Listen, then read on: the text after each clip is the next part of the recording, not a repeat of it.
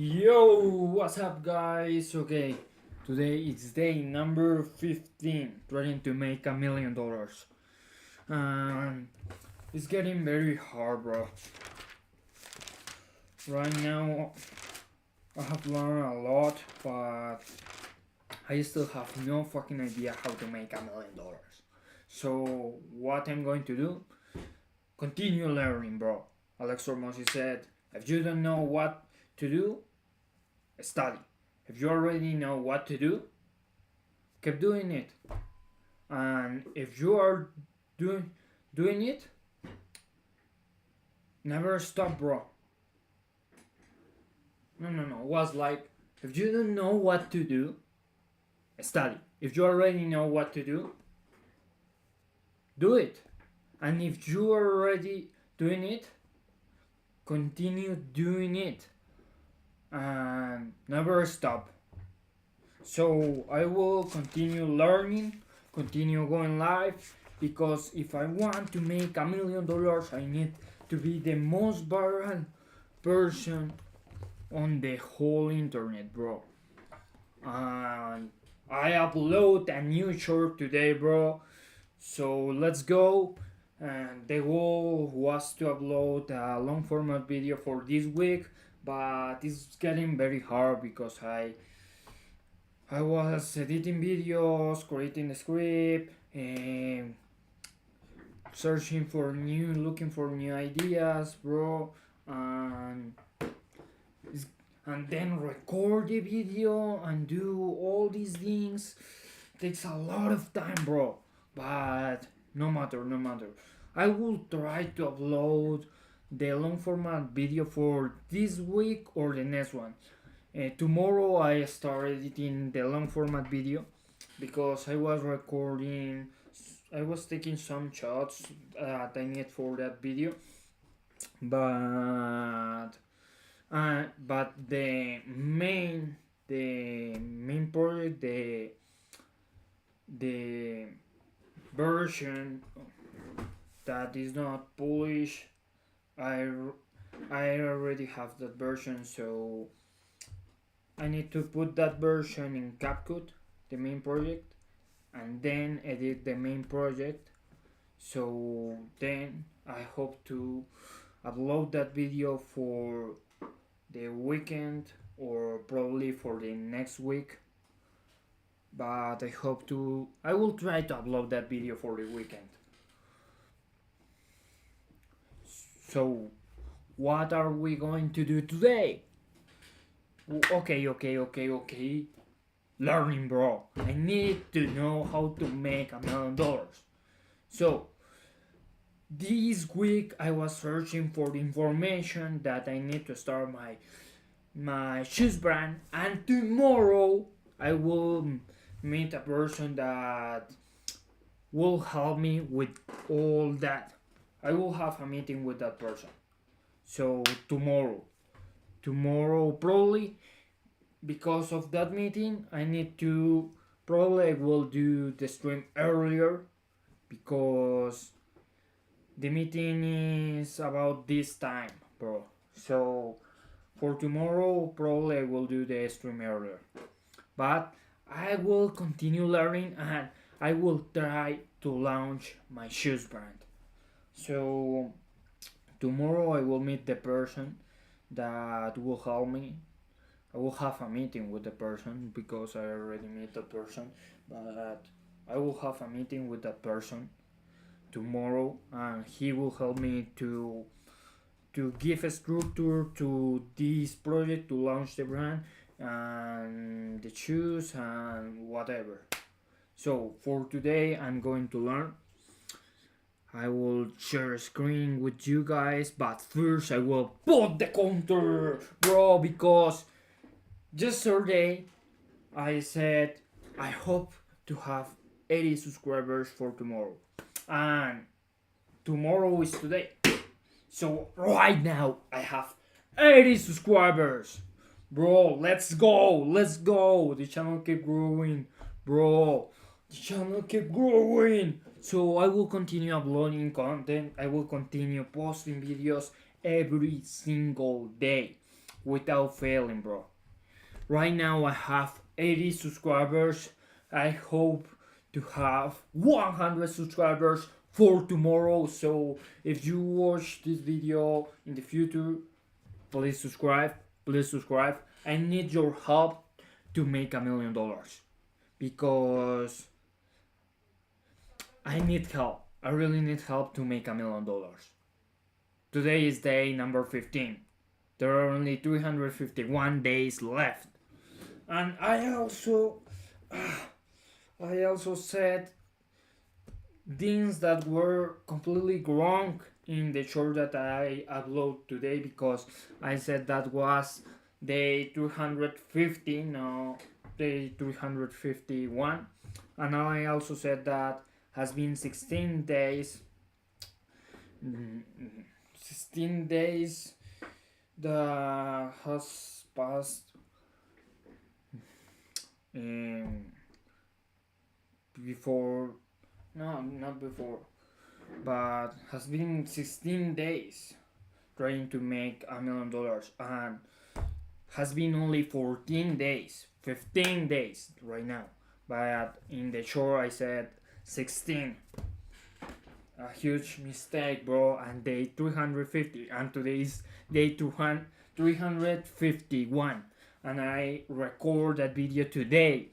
Bro, in the script was writing day 351. In the script I was writing day 351, and I said day 350. Bro, what's happening with me? But okay, no matter. Let's start with this, bro. Let's start, because I need to make $1,000,000, because right now I only have 351 days. That means 11 months, 16 days, and 3 hours. 11 months, 16 days, 3 hours. Real time counter. Wait. Okay, please.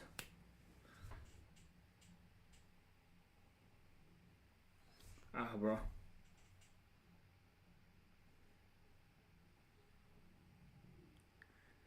Okay. Was too close. Okay, no matter, bro. No matter. There are only 11 months, 16 days, and 3 hours left to make $1,000,000. So I will share a screen. Boom. Okay, right now I put this as in first so I can show this faster, bro, because in the previous streams I need to put all the things before this is in, so takes a while before I can share screen. But right now I can share screen faster, bro. So the title of this video is how to grow any business once you know its shape. Because if I want to launch a shoes brand, bro, in order to make $1,000,000, I need to know what type of business I have, what is the shape of my business, and then I can grow my business. So that's the reason why I choose this video. I need to know what type of business I have and how to grow that specific type of business. There are only 4 main types of businesses. So your business is one of these 4. And understanding what shape my business was has allowed me to develop a portfolio of companies that generate over $250 million a year at acquisition.com. And so if you have a business, you need to know what shape your business really is to maximize the opportunity you're in. And if you don't have a business, you should know what you're getting into so you can pick the right one for you. So let's get started with the first shape. So what type of business is this business? I'd love it if you could actually think about it right now. Like if there's different types of businesses, what do you think this one really is? All right, now that you've thought about it, this is the shape of an e-commerce business. So in the very beginning, you'll typically have to get some inventory, especially if you want to have a bigger business. No gigantic businesses are drop shipping. So if you want to have a bigger business like a brand, you're going to have to do some sort of inventory. You'll have to front a little bit of cash, right? But as soon as you start selling, because it doesn't require a lot of operational infrastructure, you can grow really quickly. But then you'll hit these breaking points that stop your growth flat. And so either these will be cash constraints in the business, as in like you don't have When a business runs out of liquid money to pay for growth or inventory. Okay. money to buy more inventory. It could be traffic constraints, like all of a sudden your ads just stop and then the ads don't perform past a certain point. It could be that you've maxed out your Wait. I will take notes. So it's very important that you guys take notes before you only watch the information. If you only watch podcasts but never apply, you are only someone else watching a podcast. So please take notes and apply that information. I know that if I apply this information to my own brand, to my own business, I can make $1 million in just 365 days. And right now, 351 days. So, first problem, cash constraints in the business is cash constraints. Constraints.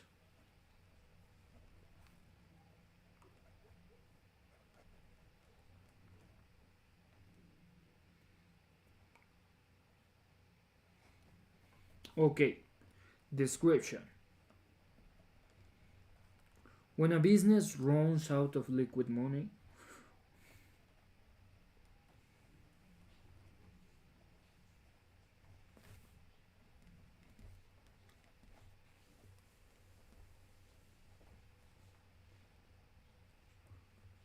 to pay for the growth or inventory. as in like you don't have enough money to buy more inventory. It could be traffic constraints, like all of a sudden your ads just stop and then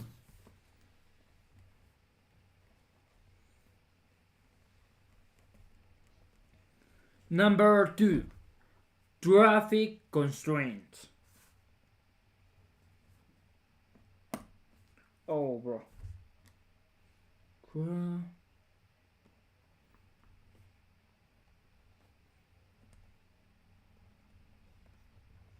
Description: when the number of people seeing your website or ads stops growing.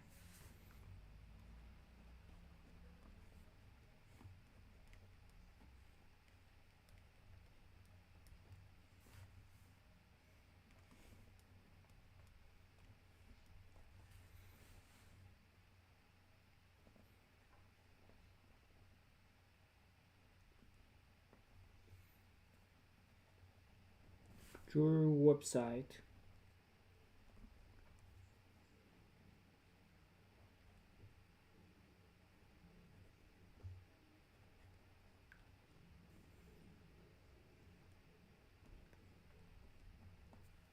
Perfect. the ads don't perform past a certain point. It could be that you've maxed out your distribution. Let's say if you're a retail Distribution.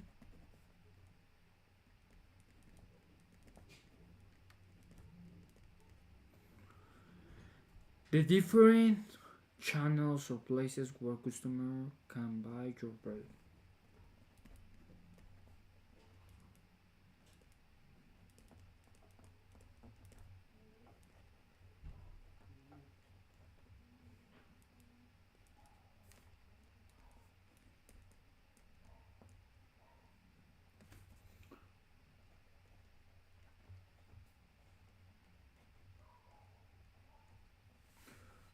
Can buy.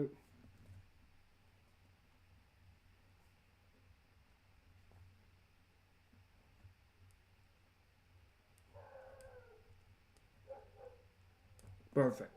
distribution, it's like, okay, we got 7,000 more 7-Elevens. It's like, okay. And then we continue to stay at that level until we get CVS's. And then we stay at that next level.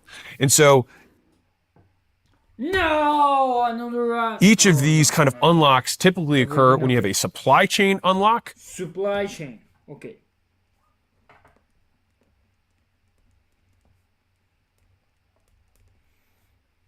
the network of people and companies.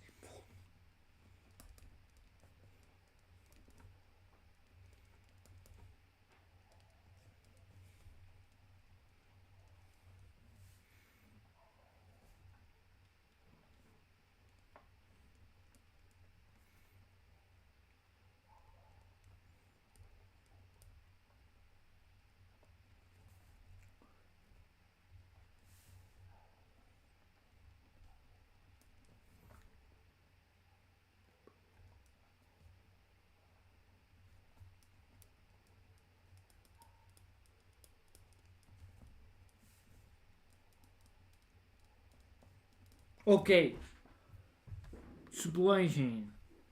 That's what I need to start my shoes brand, bro. That's what I need right now to start my shoes brand.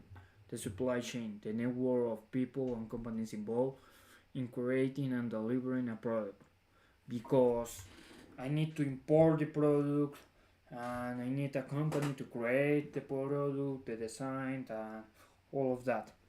So that's very important. Or you have distribution that unlocks. The distribution can be literally physical retail distribution, or it can be ad-based and or affiliate based distribution. All of these different ways are promoting it so it gets it in more hands. So this is why the shape of this business looks this way. And you also can get stopped by all of a sudden you run out of stuff, right? Your supply chain dries up because your manufacturer can only do 1,000 units a day and you need 10,000 units a day. Zero viewers in the future, 3 billion people will watch my stream. 3 billion people. And so while you find the next manufacturer, you're flat again, right? And this is the nature of the business that you're really in. And if you're curious, what, experience do I have with e-commerce? Well, I'll give you two. So first off, Prestige Labs was a physical products business. We sold through a brick and mortar distribution base. We also sold through an online store. So we had both of those angles. I had distributors, obviously our gyms, and then also any consumers could buy directly from the store. So we had ads that were running as well. And so both those elements were e-commerce. In addition to that, the launches that we had for my last book, the Guinness World Record breaking book, this is literally e-commerce. It's a physical product that gets bought through a store and then shipped out, like very straightforward. And so the reason that this video is so important before I dive into all the other four is that most people think that there is something inherently wrong with their business when it is in reality a feature of this business, not a bug. And so the more you can zero in on, okay, if these are the big hairy... I have that book, but I have these two books. 100 million leads and 100 million offers. Right now I'm reading this. 100 million offers. And right now I will make the promise to myself to read every single day this book, because right now I'm trying to read this book, but I have a lot of things. I have to create videos, I have to post videos, I have to study, I have to go live, I have to search, look for the information to start my shoes brand, and at the end I don't have time for this. But that's not true, because I need to make time for this, bro, because it's also important, bro. So the problem is not time, the problem is that you don't give the time for the things that matter, and this matters a lot, bro, because there is a lot of valuable information in this book.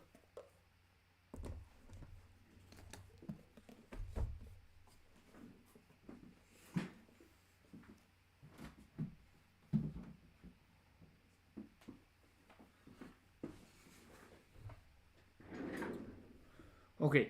Problems that exist within the shape of my business. How do I put disproportionate effort on solving these key foundational issues or problems to this model that will allow me to outcompete all the other people in my space that don't know this? And I'm telling you, like, this is the sauce. And also, sometimes you'll have to switch 3PLs as you scale too. So even if you have the inventory. Third-party logistics.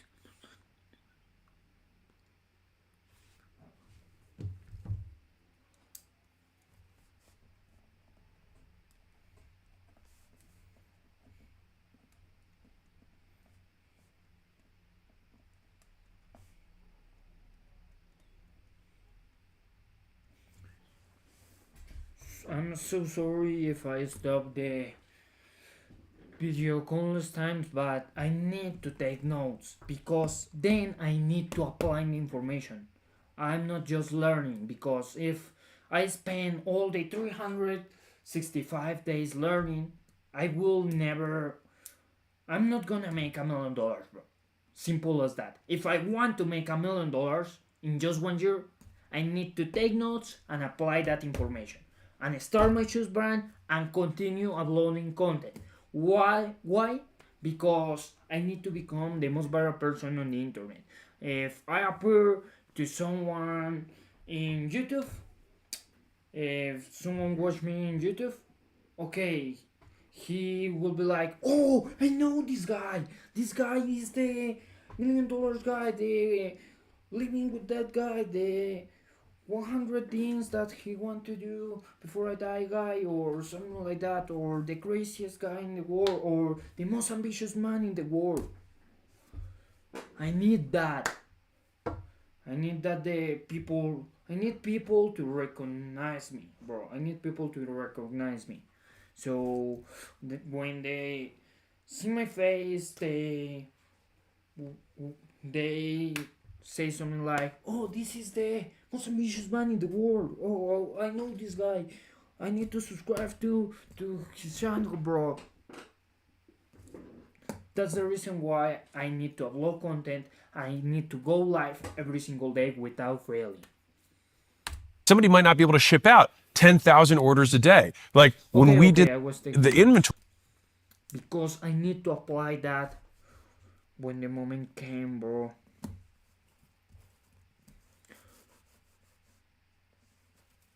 When the moment come.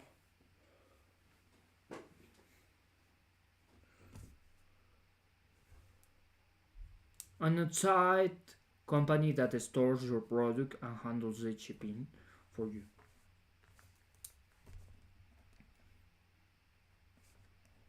Outside.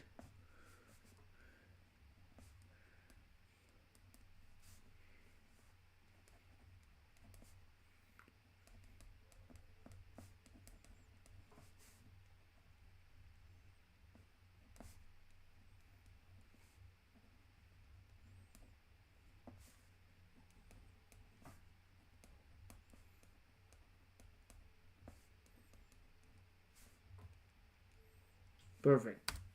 Somebody might not be able to ship out 10,000 orders a day. Like when we did the book launch for me, I had to find 3PLs who could ship out millions in 72 hours. That's absolutely absurd, which is why we had to have multiple across different states in order to make sure that every single person got their book within days, not weeks or even months. I talked a little bit about the cons, but let's talk about the pros of this. So e-commerce, it can scale relatively fast compared to some of the other business models. And the reason for that is once you have the stuff, I mean, it's really just like how fast can you hand it to somebody in exchange for money? Is once Why is it shipped this way? What's the great about it? you have the I'm so sorry, but I need to take notes because when the time comes, I need to know what to do next. stuff, I mean, it's really just like how fast can you hand it to somebody in exchange for money? And if you have, you know, a Shopify store or a WooCommerce store, any kind of online store, like they can just click and buy, and then you have somebody else who's shipping it straight to them. As long as they can ship it and they can buy, you can. Probably this will be my business model because I want to sell a physical product. I want to sell shoes, so probably this is the business model. Can sell a lot of them. The issues is when you run out of stuff, the guys can't produce it, you can't get raw materials, they can't ship enough of them. These become the constraints. But fundamentally, if you're operating within all of those, is in they can ship more than you have, you've got enough inventory. As long as people keep buying, the number just goes straight up. And so what's interesting about this particular business is that it also typically isn't going to be nearly as kind of key man risk from the founder. Of course, there can always be key man risk for key skills, but if you have a product that people love and people keep going to your store and buying it, it's a very sellable business. Okay, and so that's maybe the upside. Let's talk about the dirty. So what sucks about having e-commerce? one of the first things that sucks about this business is that in general, most people who own e-commerce stores, they can do significantly more revenue than some of the other business models really quickly. It's one of the fastest ones you can grow revenue on. And it's also because people are willing to spend more money for stuff than they are for the other three categories. Because there's inherent value, because everyone knows there's an inherent cost to creating it and sending it. So people are just more willing to spend money on it because it's tangible. And it's the reason if you look at like gross sales, what are some of the top companies in the world? Walmart, huge amount of sales. Amazon, huge amount of sales. It's stuff, right? And people love stuff. And as somebody who came to selling physical products much later in my career, I was amazed at how easy they were to sell compared to some of these other things, which then brings the next question, which is like, okay, well, sometimes they're easier to sell. People are easy to take their wallet out. But what makes it harder? So this is very capital intensive because people know.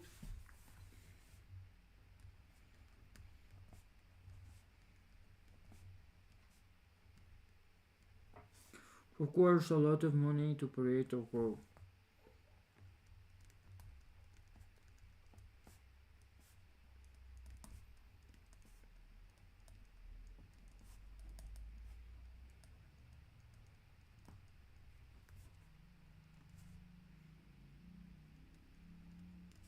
Okay. Shit costs money. You also have to have the money to buy the shit. And so it is capital intensive in that this thing might make profit on paper, but as soon as you make some profit, what are you going to do with that money? You got to go buy more inventory. And so unless you have a flat e-commerce business, if you want to grow, the extra growth requires the profit from the earlier part of your growth path to fund the next level of inventory so you can sell through more in a shorter period of time.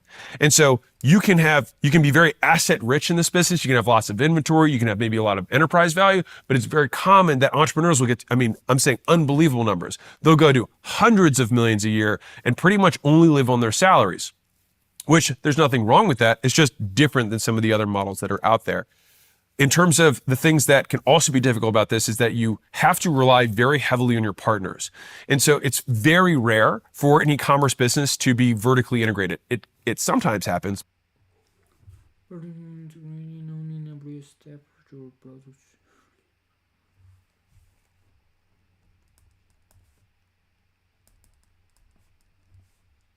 Very hard to be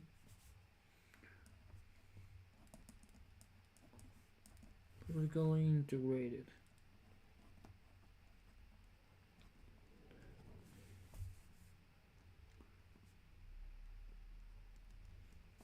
Take notes, guys, please.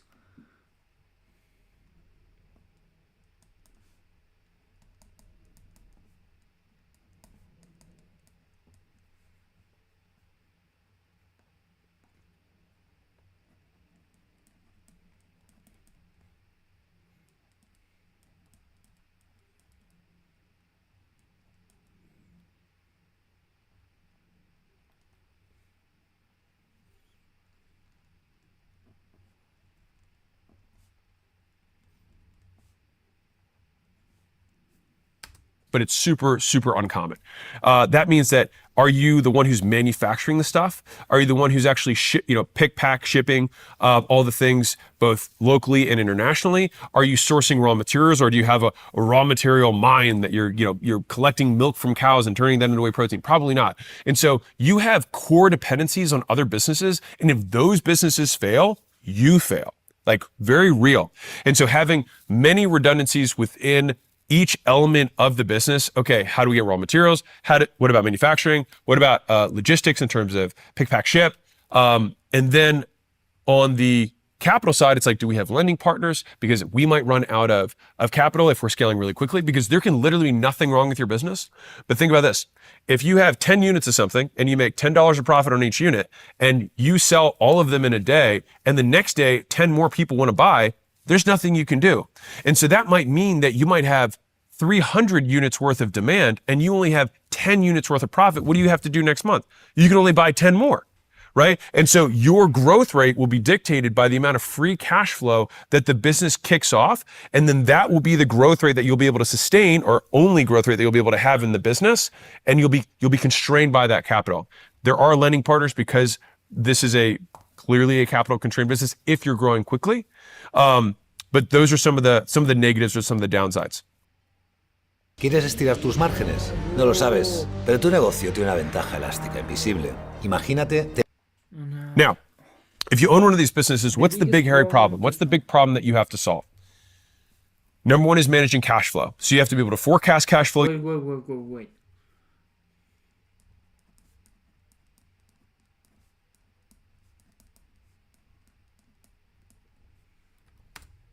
Problem that you have to solve. Number one is managing cash flow. So you have to be able to forecast cash flow. You have to look at inventory cycles. How long is it? If it's a 12-week lead time for you to buy stuff, you have to predict how much you're going to be selling in 12 weeks. That can be difficult, especially if it's your first time. Number one. Number two, your distribution. You're going to live and die by your distribution. So ad accounts, brick and mortar distribution partners that you can have, affiliates or influencers who have kind of, I would call it synthetic distribution through their audiences. All three of those are they're partners of yours, right? Great product will always find a great distribution. Great distribution will always find great product, right? But the big problem that you'll have to manage is going to be supply chain. How can you have enough stuff to sell, right? It's going to be supply chain. How can you have right? But the big problem that you'll have to manage is going to be supply chain. How can you have enough stuff to sell, right? Logistics isn't that hard because there's some decent pick, pack, ship that are out there. Everybody always has complaints because it's not their business. They would do it differently, blah, blah, blah, blah, blah. You wish they didn't charge you as much, et cetera, et cetera. But like by and large, I would say that problem has been solved relatively well. The next issue is going to be making sure that the product you have has a brand behind it. And this is the real nasty one. Because if you just have a pure, I call them smash and grab businesses, which is just you're a media arbitrage business. You can buy eyeballs at $10 and you can sell them something where you make $11 in gross profit. That's just a smash and grab business. And if somebody else sees you smashing and grabbing, guess what they do? The downside of physical products is that because anybody can own it, anybody can also sell it. And so if you've got a widget, somebody else can go to China and make the same widget as you. And that's where patents come important. That's where if you actually do own your manufacturing, have some special sauce in terms of how you make your stuff, these become the competitive moats for the business. But the largest of all of them by far is brand. Right? Why? Like Nike shirts are inherently the same shirts that other shirts, shirt companies make. They literally buy the same raw materials. But why are you willing to pay so much more for a Nike shirt versus, an unnamed shirt? Because of the brand. And so even if someone can copy every single thing down to the thread count of your business, they still can't copy the brand. And so some of the best brands are in e-commerce because you have to be in order to get big. And so we think if we translate what brand does, and this applies to all of them, it's super important with e-commerce because it's... That's also why I'm going live every day and post videos, because I want to start a brand, bro. And I need marketing, and I need my name to be known, and the name of the brand to be known. So if I become the most viral person on the internet, what will happen, bro? So fucking simple. The brand will grow and go to the moon, bro. Probably, I'm not sure. But I think that if I become the most viral person on the internet, I can sell anything at any price, bro. So easy to commoditize. When a product becomes so generic, okay, wait. Commoditize. A new term. Okay, description. When a product becomes so generic that the only thing becomes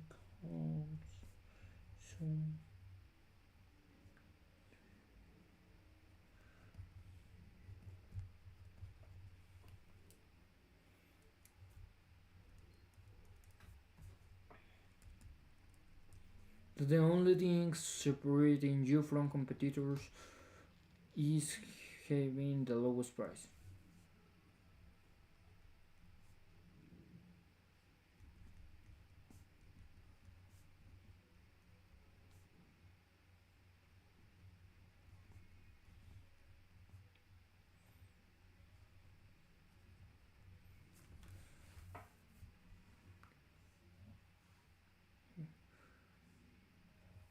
is that the value that brand delivers is that you have higher click-through rates, as in more people show interest because they have a history of good experiences with you or good word of mouth. Number two is that you'll have higher repurchase rates. People will buy once and they'll continue to buy again. And number three, you'll be able to charge higher premiums for the same thing. So that means lower cost of acquisition, higher LTV because they're buying more, and higher gross profits because they're buying at premium prices. Those are very real benefits of building the big brand. And so when you have these types of businesses and they are kicking off cash, that means that is somewhere you have to continually invest to expand and reinforce the associations that you want your products to stand for, which also means what affiliates or influencers you're not going to associate with, even if they can drive quick sales, what discounts you're going to choose to make or not choose to do because of what kind of brand you want to Yes. You need to know what type of things you want the people to associate your brand with, bro. And Alex explains that concept in a previous video. I don't remember the name of that video.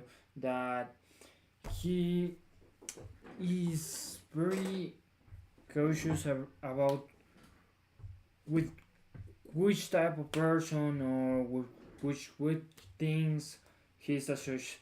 Okay, wait.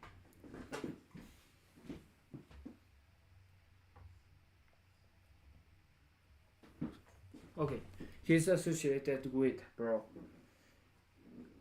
So if you want your brand to be luxury, you need to associate your brand with something luxury, bro.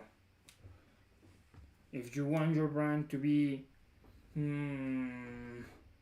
fun or probably savage or something like that, probably you will associate with something, with someone or something, or I don't know, like that.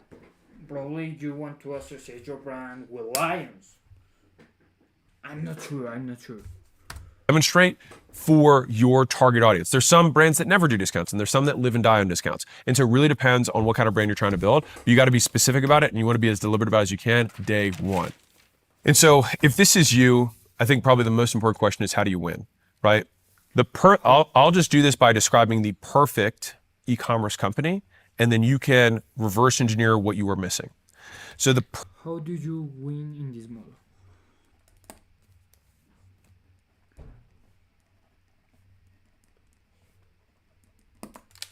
Oh, bro, I'm having problems with my pen.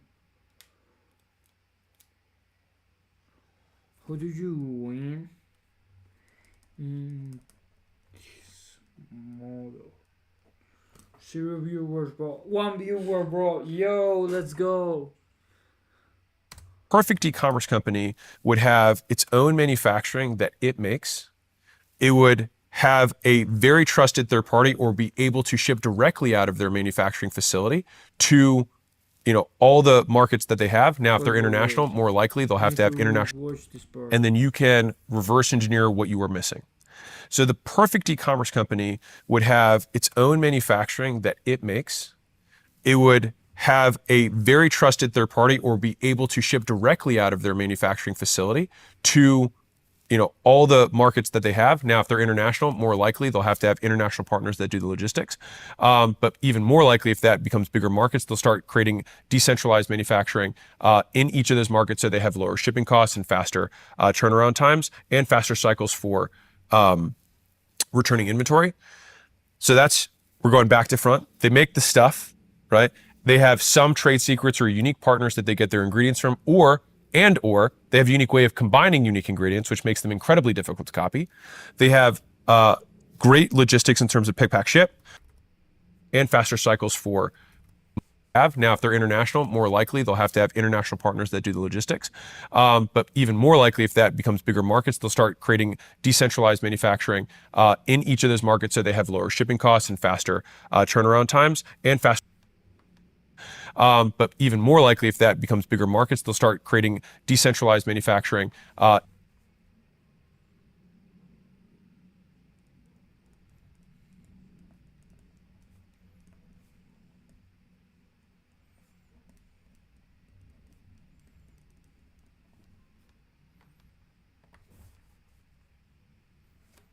in each of those markets so they have lower shipping costs and faster turnaround times and faster cycles for returning inventory.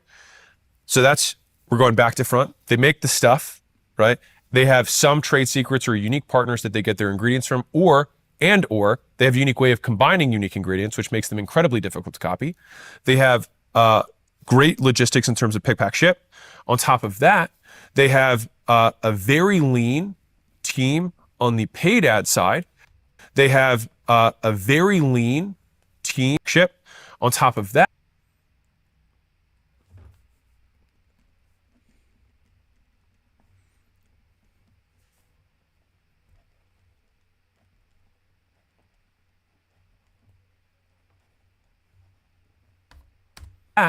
they have a very lean team on the paid ad side that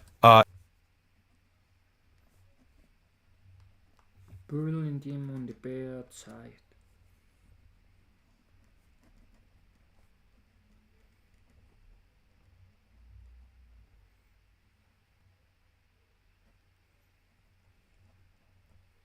is a performance marketing team that is done in tandem with a team that understands brand first approach. And so what does that mean? The most successful companies that persist over a long period of time in e-commerce tend to have a 70-30 split in terms of how they spend their money. 70 going towards top of funnel and brand awareness and associations, and only 30% going to commerce tend to have a 70-30 split in terms of how they spend that's a lot of over a long period of time in e-commerce tend to have a 70-30 split in terms of how they spend their money.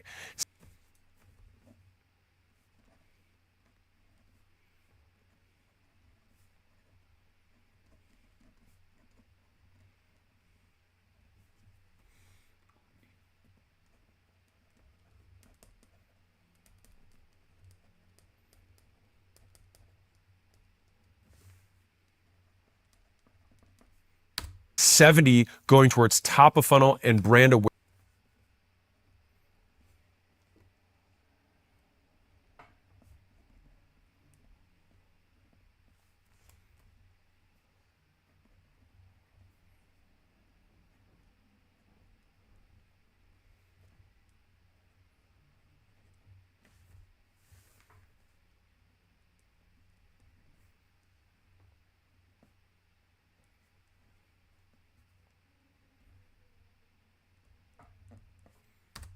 and associations, and only 30%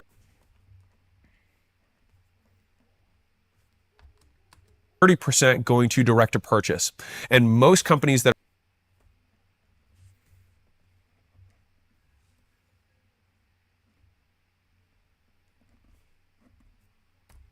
and associations, and only 30% going to direct to purchase.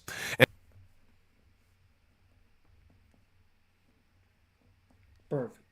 And most companies that are starting out, and the vast majority of the ones that I talk to, it's basically 100% just straight to purchase. You are building a dropship company that has no competitive moat, and you will always complain about the dupes and the Chinese companies that are going to come in and undercut you because they're in China and they have some of these other competitive edges that you don't have, right? And so you have to know the game you're playing, because if you know the game you're playing, you'll know how to win. And the last piece of this kind of competitive advantage that I would have in this perfect e-commerce business, assuming they have invested that extra money to have these premium brand associations, they have strong performance marketing. We then have two more components to it. One is we want strong brick and mortar retail partnerships.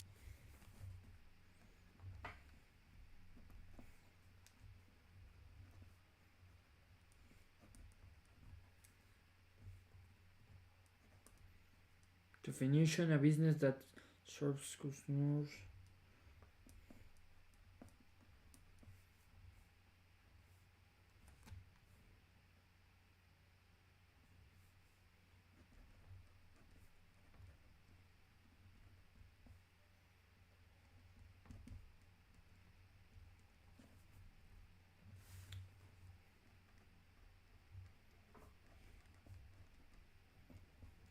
Face-to-face in a physical building rather than online.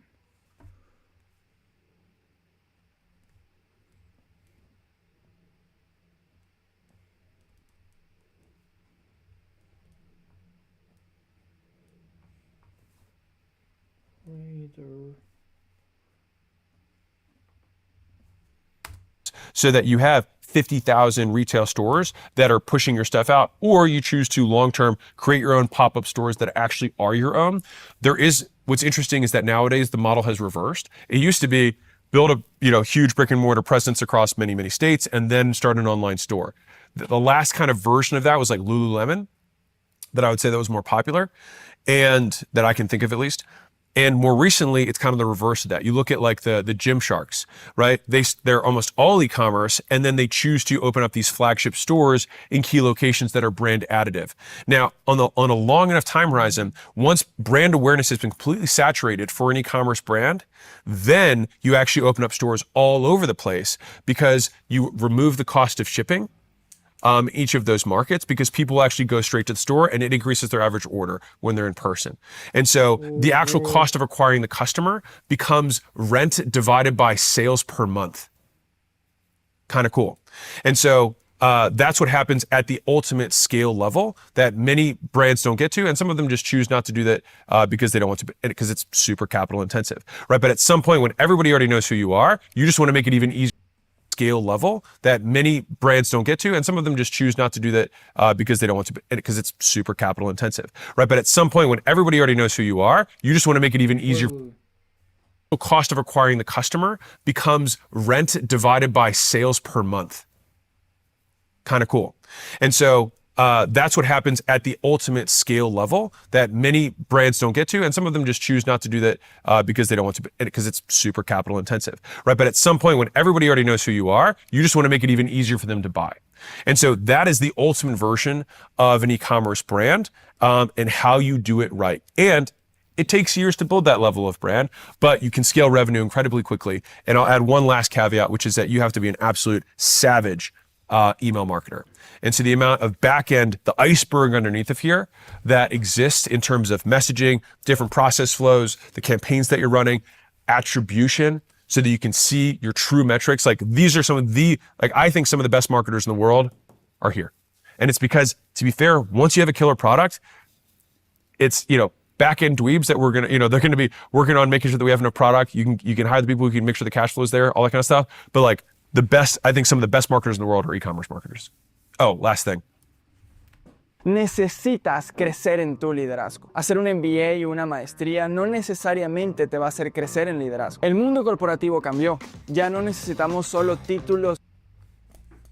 The product's got to be exceptional because no matter what you do, you can have all the best marketing in the entire world. If you get someone to buy it and then it sucks, doesn't matter. And as you scale these businesses, the cost of acquiring customers continues to rise. And so the only thing that you have that's a compounding vehicle that can scale proportionally to increasing cost of acquisition is a referral word of mouth chain that does two things. One is repeat visitors, like what percentage of your sales are customers that are coming back because they really like the product? And then number two, what percentage of those customers are bringing more customers?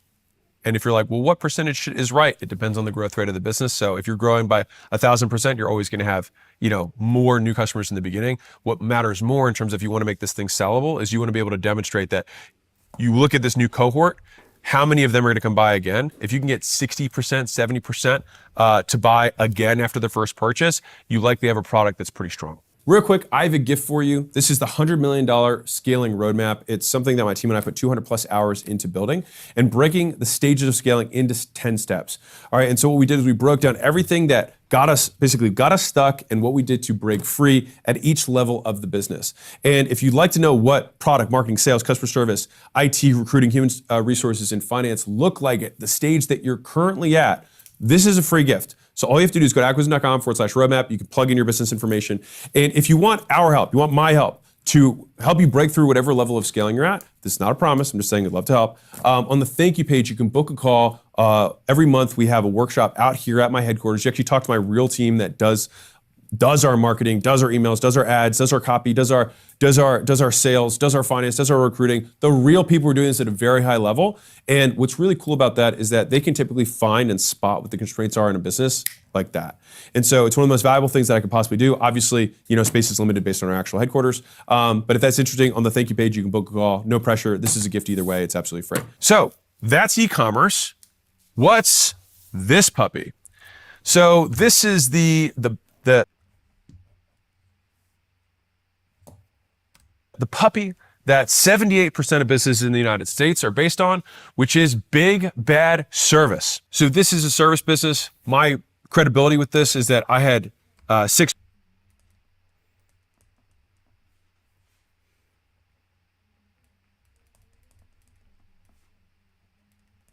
0 viewers, no problem. In the future, a billion, bro.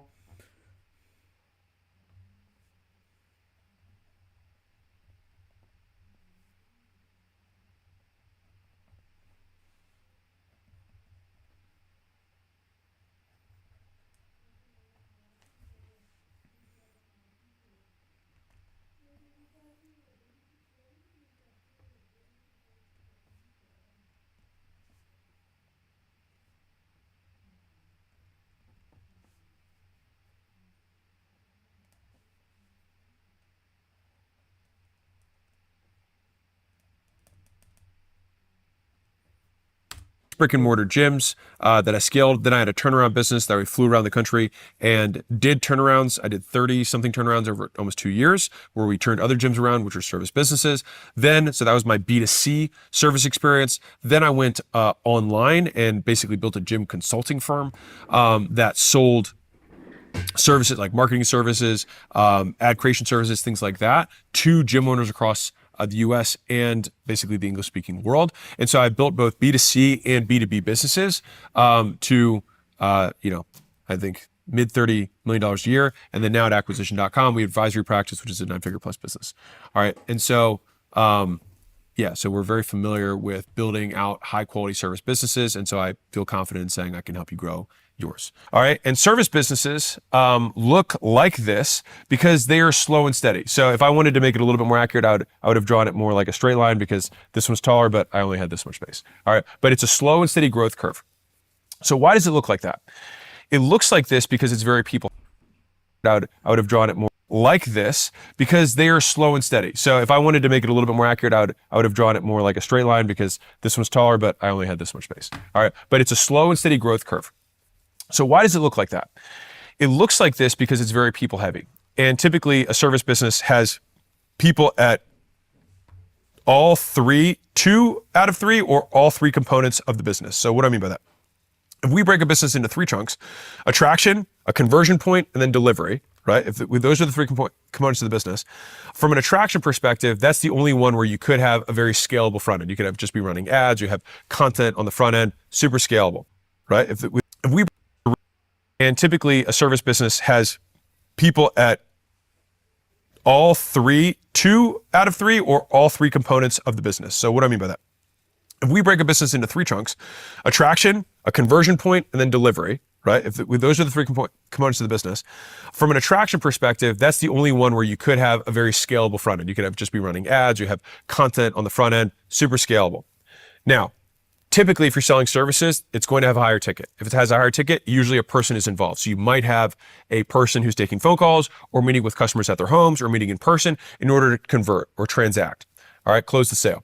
Once the customer has transacted, now we have to deliver. And it's a service business, which means that you have people who are involved in the delivery. You do some sort of services to them. Wait. It's going to have a higher ticket. If it's the only one where you could have a very scalable front end. You could have just be running ads, you have content on the front end, super scalable. Now, typically if you're selling services, it's going to have a higher ticket. If it has a higher ticket, usually a person is involved. So you might have a person who's taking phone calls or meeting with customers at their homes or meeting in person in order to convert or transact. All right, close the sale. Once the customer has transacted, now we have to deliver. And it's a service business, which means that you have people who are involved in the delivery. You do some sort of services to them. All right. Now, what becomes challenging about this is that as you scale, it is easier to go find more product to sell than it is to find exceptional people. Significantly harder.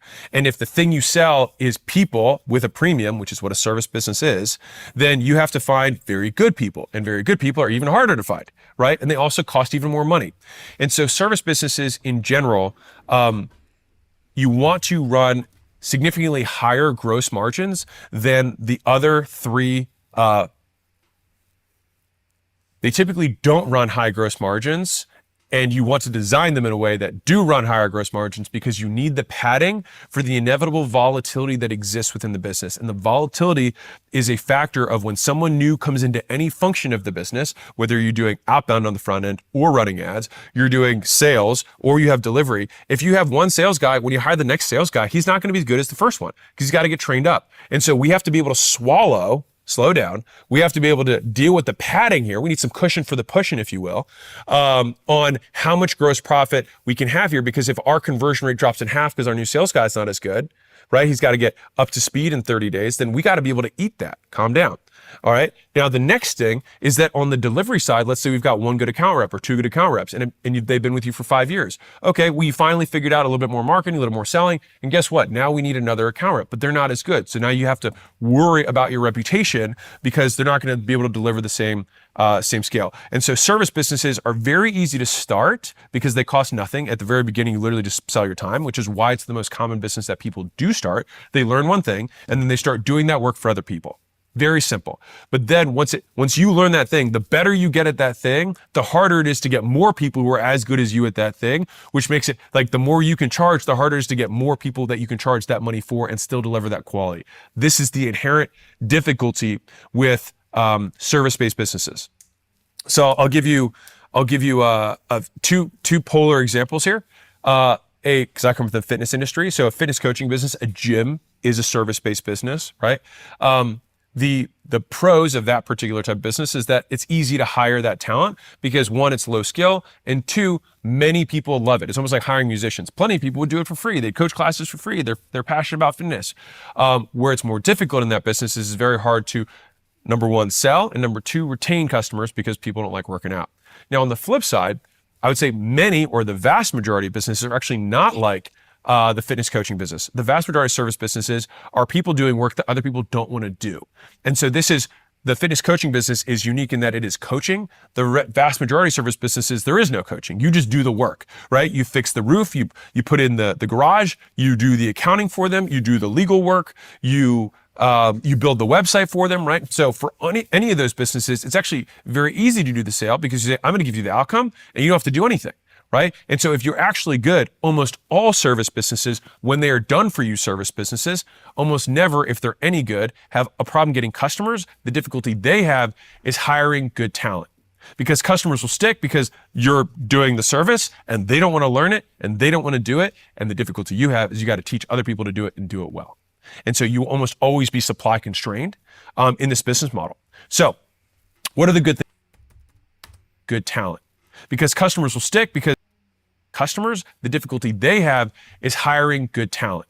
Because customers will stick because you're doing the service and they don't want to learn it and they don't want to do it. And the difficulty you have is you got to teach other people to do it and do it well. And so you will almost always be supply constrained in this business model. So what are the good things about this? Service businesses are the least risky business because you can always keep a service business profitable. So what do I mean by that? So outside of rent, which should be a lower cost relative to, whatever your business is, almost always for service, with the exception of maybe like a gym, or like a med spa or something like that, where you have like some capital intensive stuff, but that's less of a service business, more medical. I won't get into it. But for the vast majority, that true humans are the labor, right? If revenue goes down, you can always cut headcount. I'm not saying it's pretty, but you can always stay profitable and you can always cut it all the way back down to just you doing work for money, right? And so you can always make sure, as long as you are priced appropriately, that you can make money in a service business. Now, this is the quickest way to go from AI beginner to AI fluent in 2026. Watch this. 2026. If you do a decent job, for people, they will tend to stick around. And so it can be very stable. It's very predictable. The difficulty is like, how do you triple a service business year over year over year? Incredibly hard to do, especially as you get bigger and bigger. Now, some of the other benefits of service businesses is they do have the potential for high margins. It's rarer, but the way that I'll tell you in a second how you can create high margins in a service business, but they do have the potential for high margins, but almost always they have high cash flow because there's not a tremendous amount of capital intensive reinvestment that must occur in a service business. We don't have to buy inventory. We don't have developers we have to buy. I'm getting a little ahead, right? But basically, you sold work for 100 grand, your cost on that work was 50, and then there's 50 grand left over. And next month, you're going to sell the same work for 100 grand and the cost you 50, and there's going to be another 50 left over. And you can pocket that. And so they tend to be very stable, very high cash flow businesses. And I would say the majority of them, if you do a decent job, have pretty good retention because people don't want to learn it and they don't want to do it. So what sucks about this business? Talent is the bottleneck, right? You finding good people is going to be the difficult part of this business. Whether you're trying to find HVAC technicians,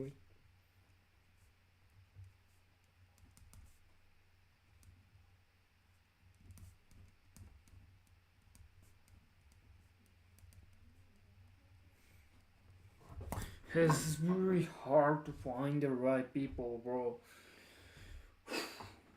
I work before I start my business, my marketing business.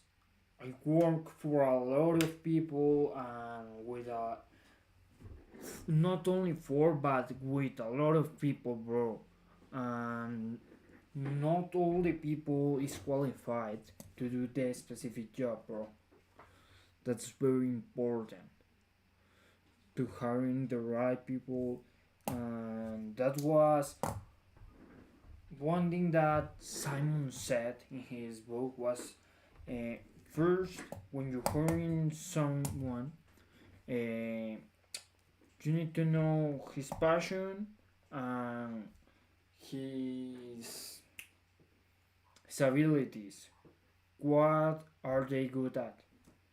So, but if you want to fire someone, before doing that, what Simon said in his book was that you need first try to put that person in another area first, because because the problem is not the person, it's the area, it's the area in which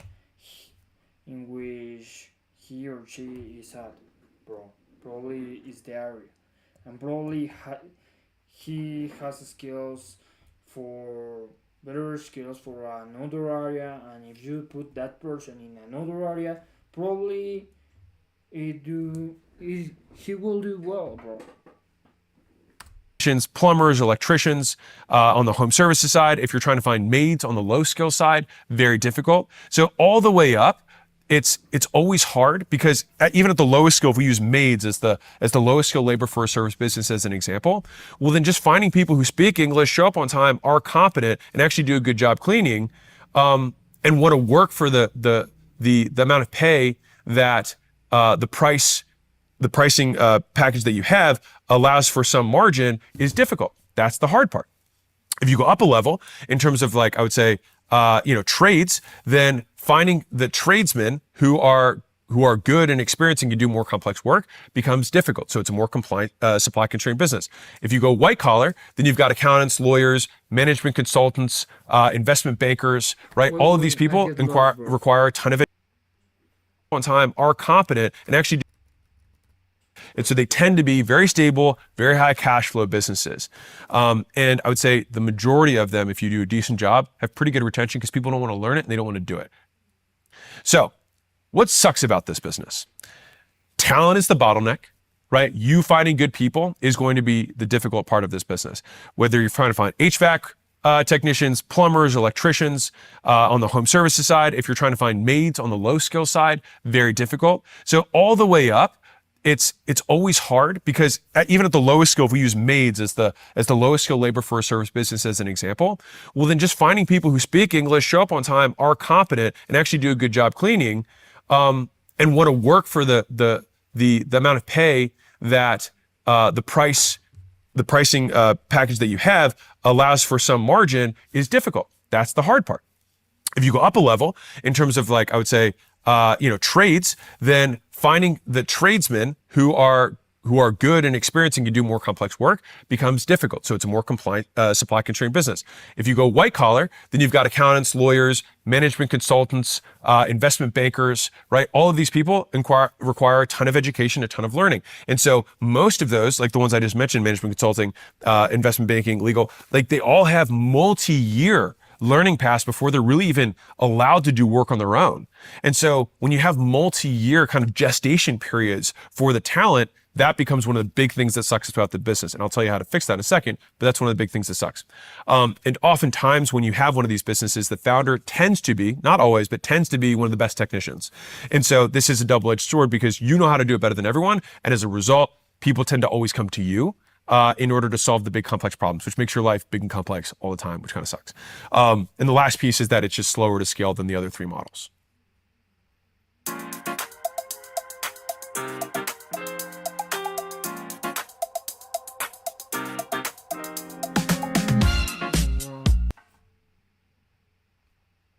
So what is the big problem that you have to solve with this business?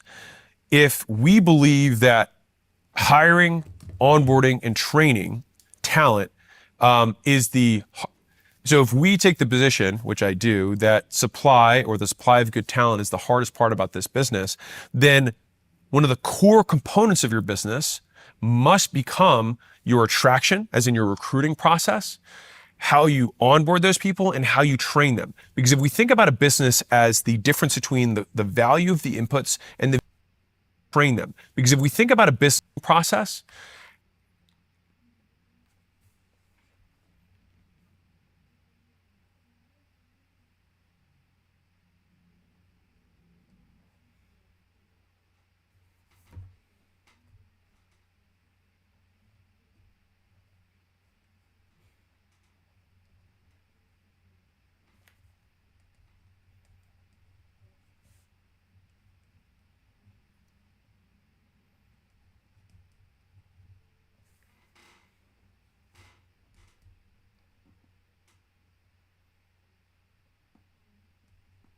Perfect.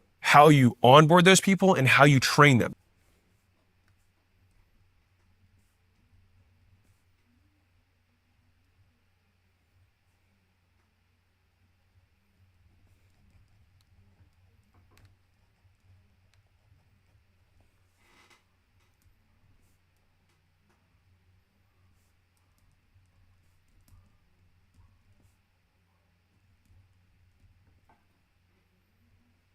Because if we think about a business as the difference between the value of the inputs and the value of the outputs, that delta is where profit is created. You are creating value in the economy.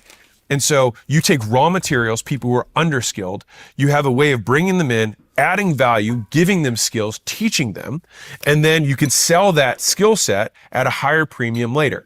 That's the idea. Now, where you have a 201 version of this is where you have 3 or 4 different people that all have different skill sets, that the aggregate of 3 or 4 of those skill sets put together becomes even, the sum is greater than, some of the whole is greater than the parts, right? You get even more gross profit. And that's where this gets a little bit more interesting.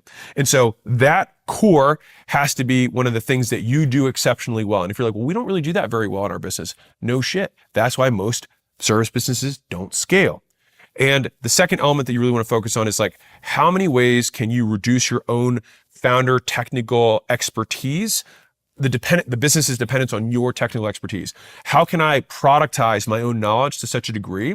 And what you have to get very good at doing is you have to get very good at teaching. Fundamentally, like if you're in a service business, you're actually in a teaching business. You have to teach your talent how to do what they do. And I think this is one of the big mess ups is people expect, oh, I'm going to train some guy in a weekend to do something that's taken me 10 years, and then I'm going to get upset that he's not that good. Ridiculous, right? We have to have far more robust training for these people, but as a result, it's more front-loaded than most people expect. But if you do that well, those people ramp up faster, they stick longer, you're able to charge longer premiums, and your reputation continues to compound over time. So, how do you win with this model? So number one is that most service businesses, especially in the beginning, as they do any kind of work for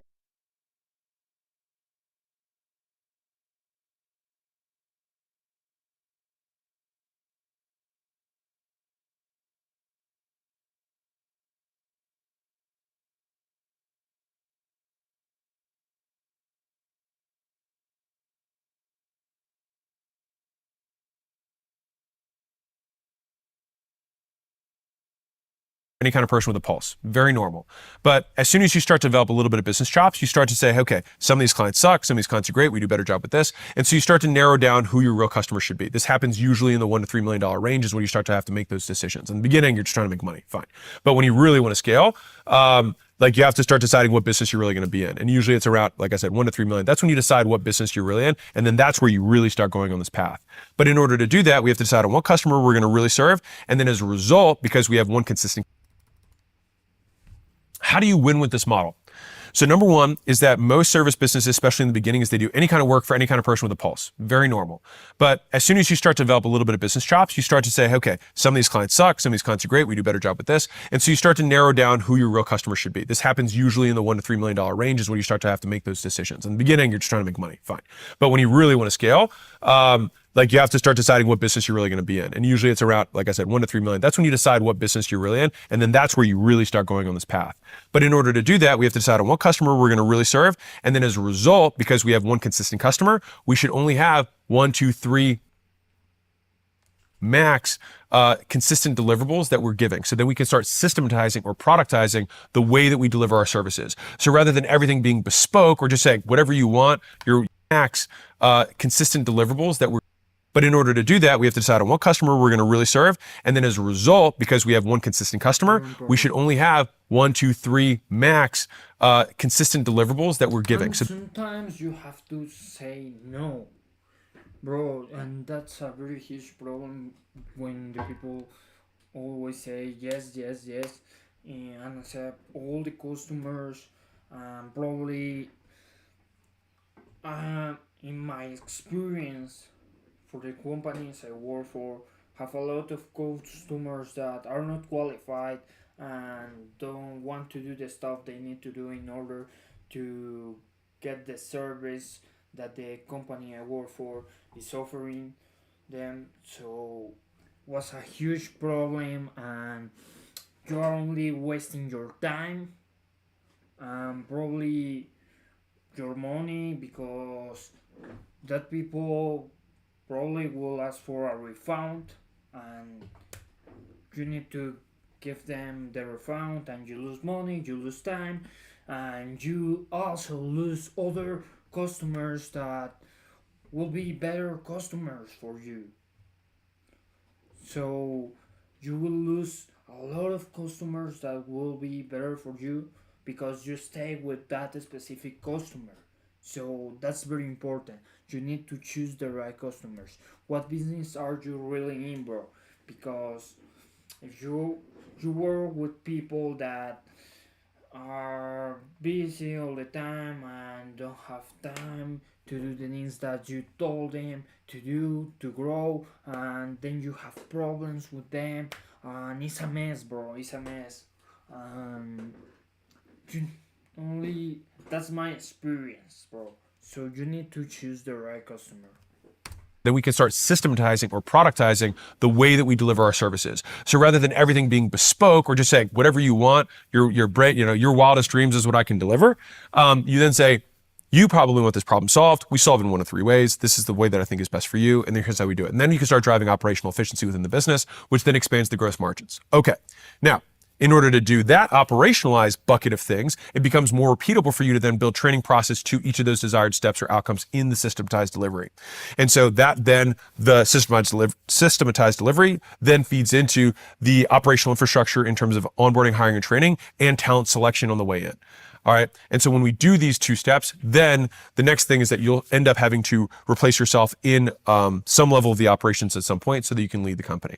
So if you were trying to win here, systematization of delivery, selection of the avatar,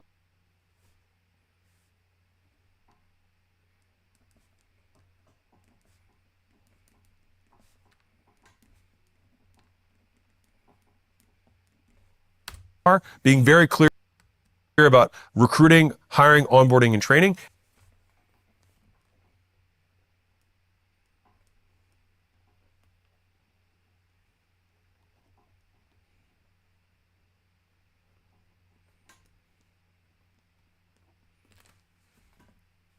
And having very good defined career. If you were trying to win here, systematization of delivery, selection of the avatar, being very clear about recruiting, hiring, onboarding, and training, and having very good defined career paths for your Recruiting, onboarding, and training. recruiting, hiring, onboarding, and hiring, onboarding, and training. Perfect. Training and having very good defined career paths for your talent so they want to stay with you and not go somewhere else because they're so good defined career paths for your talent.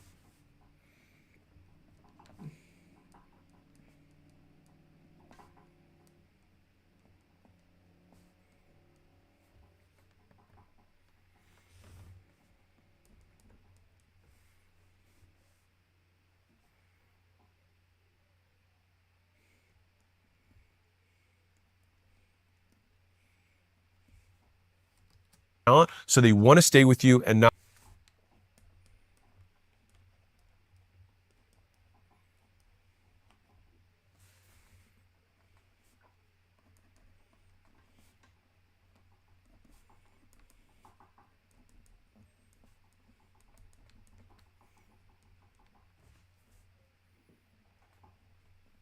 Not go somewhere else because they're so hard to get.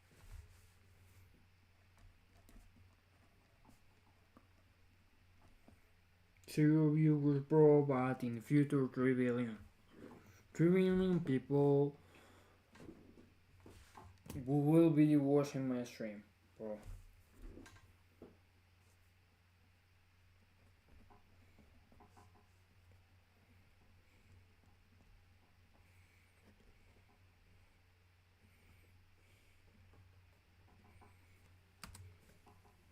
And so if you're in that business, typically getting customers is not that hard.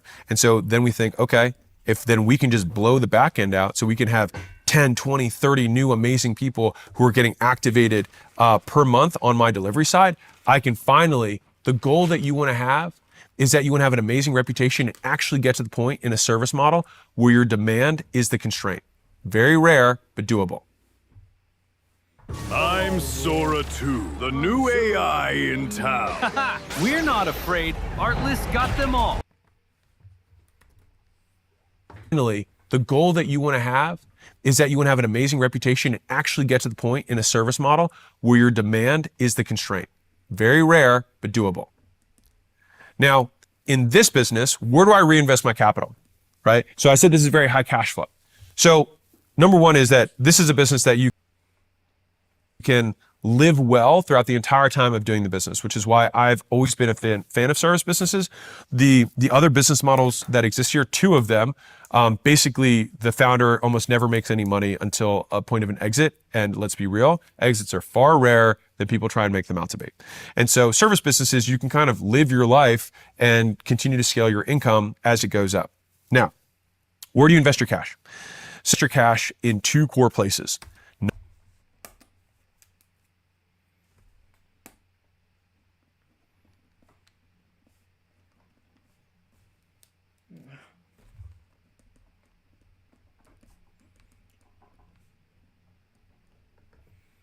Number one is going to be talent, meaning you want better, smarter people who are coming in. So the raw materials that are coming in, we want to increase the quality of those raw materials. Now, we still have the training that we have, but if you're training a genius versus training a dodo bird, training the genius is still going to work better. So we want higher base level people, higher horsepower, higher intelligence. If we look at the ultimate versions of some of the highest grossing service businesses out there, what do they all have? They have unbelievable talent machines and they attract the best and brightest.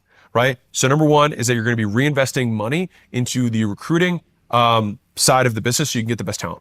The other side that you're going to be putting money into is going to be brand. Right? Now, brand is going to benefit in both places. One, it's going to allow you to charge premium prices over time. And it's also going to allow you to attract premium level talent because they want the association. They have their own personal brand. They want their association with your brand. Now,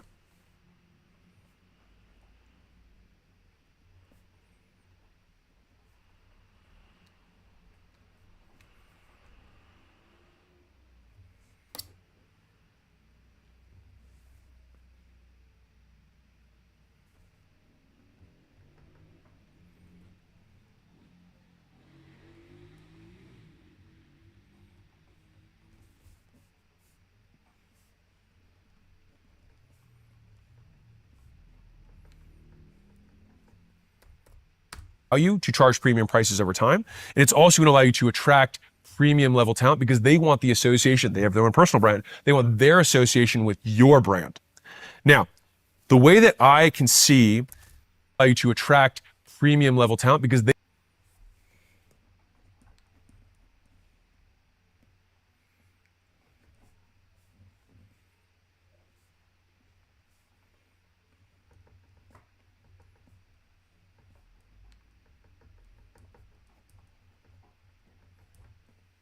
want the association. They have their own personal brand. They want their association with your brand. Now, the way that I can see how scaled up or how progressed an entrepreneur is in the service business is actually with one metric, which is what they charge. So think about how interesting. So I'll explain why I think this is a very interesting, like North Star metric.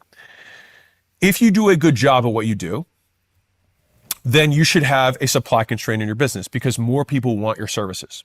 If more people want your services and you're supply constrained, what happens? Well, if we're supply constrained and we have more demand than we have supply, what should we do? We should raise our prices.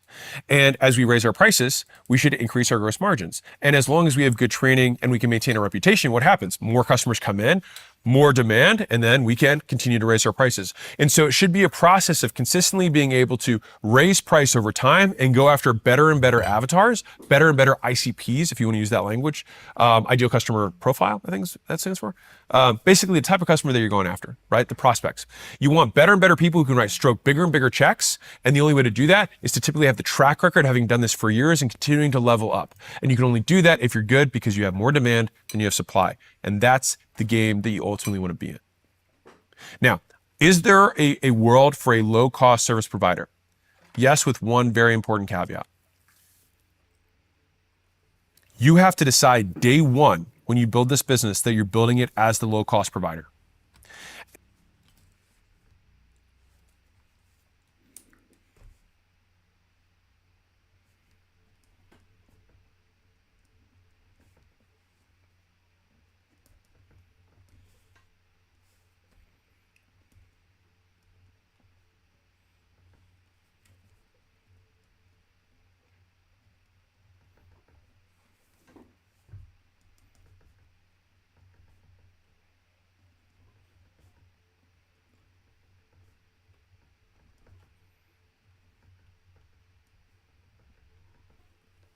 And that doesn't mean, oh, people didn't want to buy this price, I'm going to go cheaper. It means that day one, every decision you've made with that North Star, which is that we want to be as operationally efficient as humanly possible. So we're going to offshore all of our talent. We're going to have as much automation built into our business as humanly possible. And our primary USP or selling proposition is going to be that we are the cheapest. It is absolutely a game where you can make a lot of money, but you have to decide to be in that game day one. I have spent the vast majority of my life on the premium side, which is where I would recommend most of you go, because service businesses are inherently more difficult to scale because you have to scale headcount. And so if you're going to have 20 people that work for you, I'd rather be making $1 million per person than making less than that. I'll just say that. I'd rather make $1 million per person because then it'll be worth the headache that comes with the headcount. So that's shape number 2. Drum roll, please. That brings us to shape number 3. So quick guess, what do you think this is? Wait.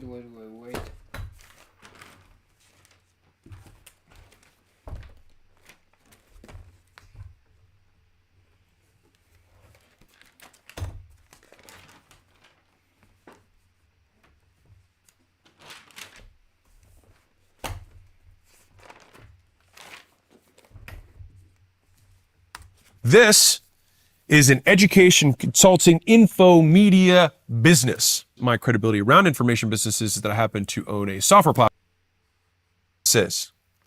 This is an education, consulting,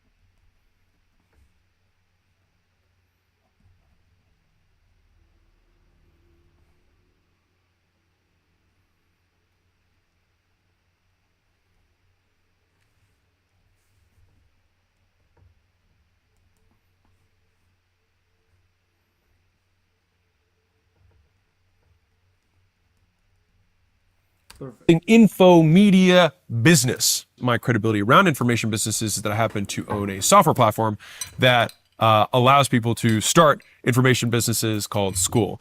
And so I have access to quite literally millions of data points in terms of what makes this business work and what doesn't. I've also been somebody who's consumed a lot from the alternative education world and done a lot of studying on like what makes these businesses work, because as somebody who is a continuous student of all games, especially the business game, I always want to see what separates the best from the rest. A nice little rhymey.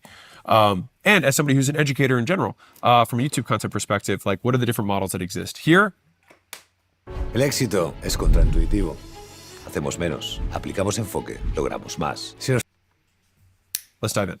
So, what is the shape? This shape scales faster than any other of the four shapes. You can notice that it's almost a straight line up. And so this business makes money quickly. And then it hits a hard stop or becomes very difficult to make more money from there. So why is it shaped this way? So one of the most difficult parts about information or education related businesses is that there's low retention, right? If you do a good job educating someone, they graduate. Your high school isn't like, oh my God, I can't believe we didn't retain that kid. The goal is not to retain them, right? The goal is to actually graduate them. Now, what's the continuity program for education? Well, you go 4 years of high school, you go 4 years of college, then you have a master's degree, then you have a PhD, then you have a double PhD. So they definitely have an ascension program, right? But the point ideally is that you provide more value than the cost of the education. And then as a result, this person now has a skill that is more valuable in the workplace, right? That, in the competitive environment. That's the point. So the reason that education can make so much money so quickly is that if you have a valuable skill and that skill is unique and difficult to acquire in the marketplace, then you can charge a big amount of money for something that actually costs you very little. It costs you a lot of money and time to acquire the skill one time for you, but then you get to duplicate that skill through the education over and over again through other people. And so I'll just use simple math here. If I can teach someone a skill that takes them from $40,000 a year to $100,000 a year, many people would pay lots of money to add $60,000 of income per year for the rest of their life. That's an unbelievable valuable proposition. So what would somebody be willing to pay for that? A lot. The education industry at large, I think the last time I checked, is like 10 trillion globally. It's a very big industry, because if we think about an economy at large, there are only two things that drive GDP, gross domestic product, the production of the economy: education and technology. And that's per capita, right? So if per person, what do you got? They can get more skills and they can have more tools to use those skills. That's what drives GDP. And so it's a huge driver of the economy, which is why education is such a massive market. Now, it's shaped this way for most businesses though, because once someone graduates, they leave, which means that you always have to fill up the business again.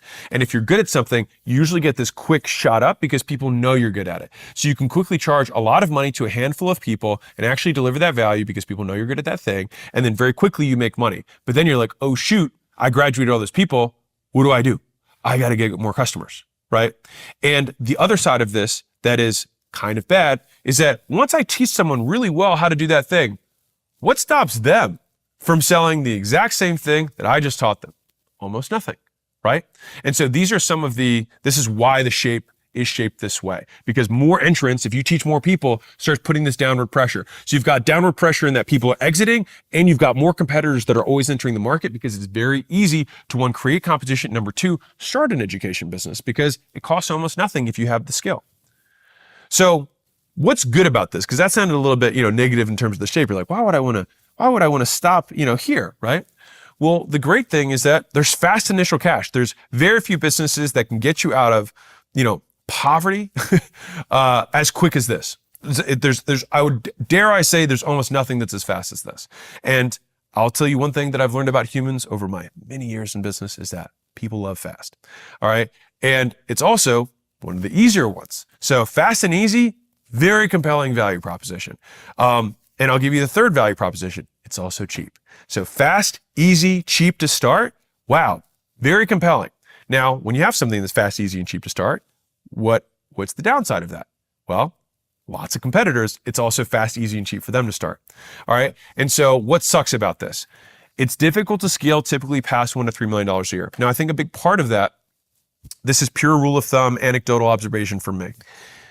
It's hard because most people don't have the promotional skill to get beyond the first 1 to 3 million. And the more talented the individual is, the more difficult it is for them to scale the delivery. So these businesses sometimes start to bleed into service businesses, right? They have some sort of DIY, do-it-yourself, self-led education thing. And then people are like, well, I'd like some teacher, I'd like some help. And so then it starts to get a little bit of crossover into services, and it starts to get some of the negative sides of services, which is, oh, now I got to train all these people to be as good as me at delivering this thing that's taken me 10 years to learn. And so people take one of two paths. They'll either say, well, I'm just not going to do that. I'm going to make it one to many forever, which I do recommend for a lot of people. I think it's actually not a terrible idea.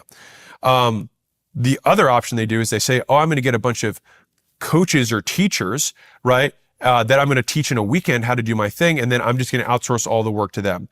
But if the thing that you have is so valuable that you charge so much money for it, if you could teach someone in a weekend to teach it, you're either not selling something that's that valuable, or you're lying about the fact that they're actually as good as you. And so the analogy that I have for this is, imagine I have the world's best milk. Source all the work to them. But if the thing that you have is so valuable that you charge so much money for it, if you could teach someone in a weekend to teach it, you're either, and it's also one of the easier ones. So fast and easy, very compelling value proposition. And I'll give you the third value proposition. It's also cheap. So fast, easy, cheap to start.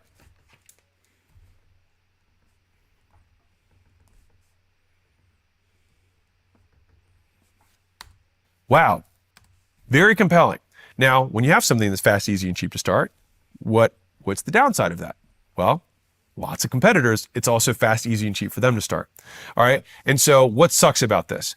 It's difficult to scale typically past $1 to $3 million a year. Now, I think a big part of that,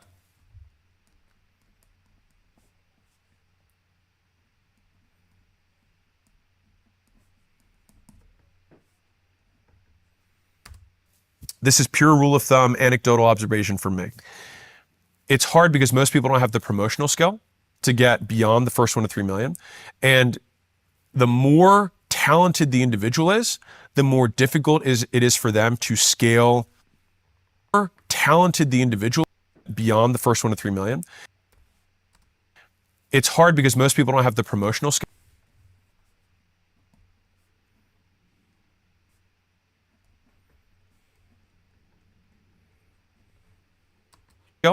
to get beyond the first 1 to 3 million. And the more talented the individual is, the more difficult it is for them to scale the delivery. So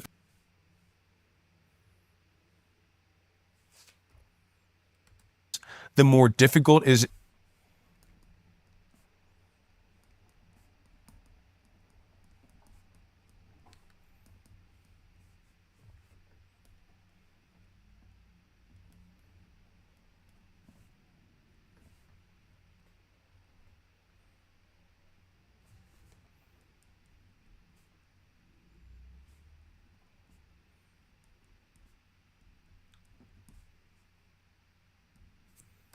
is for them to scale the delivery. So these businesses sometimes start to bleed into service businesses, right? They have some sort of DIY, do-it-yourself, self-led education thing.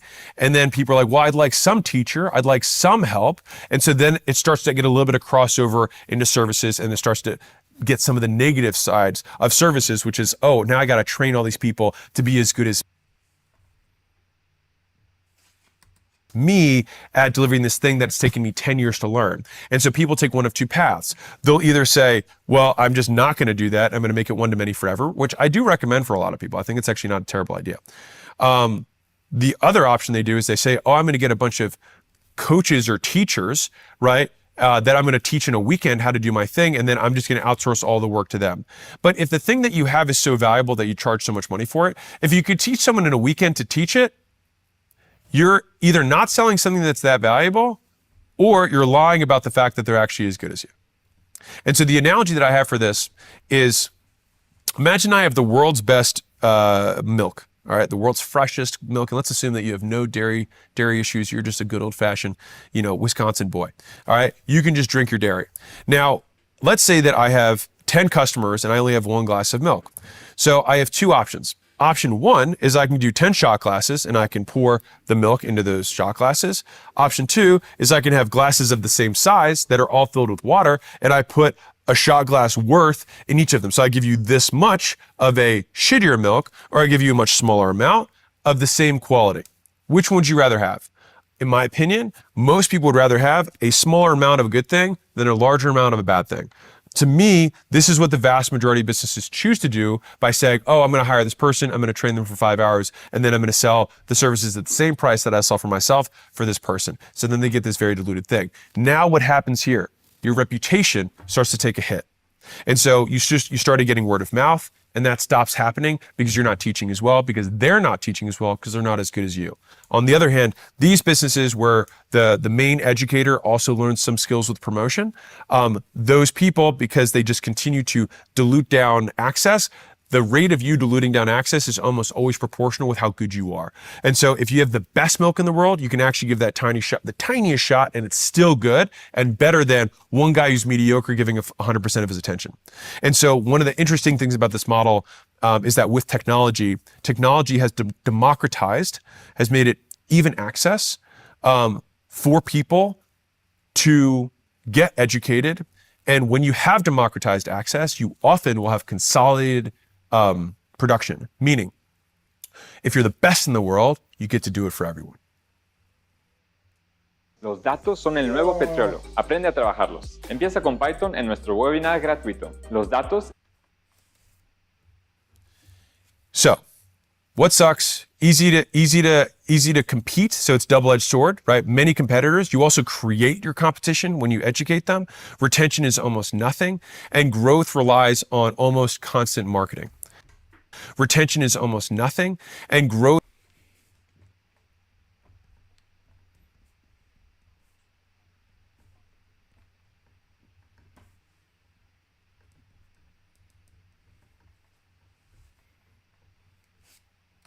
relies on almost constant marketing.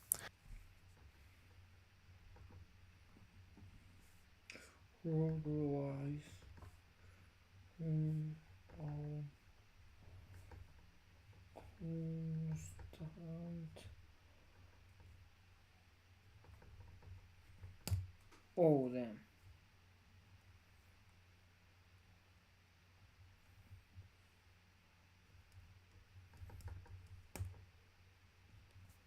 Perfect.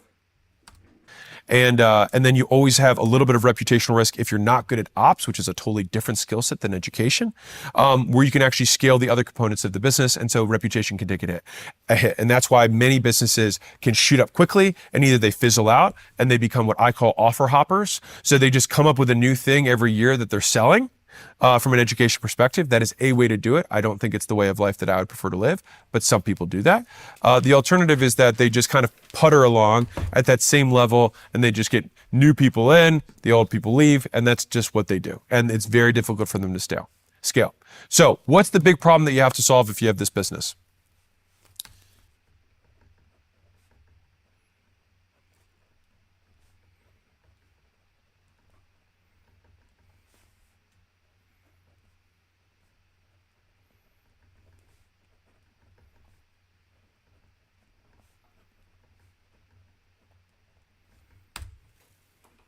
Number one, and this is the nasty one, but it's the reality, is that you have to find a way to create stickiness in a fundamentally unsticky model. The reality is that you have to find a way to create stickiness in a fundamentally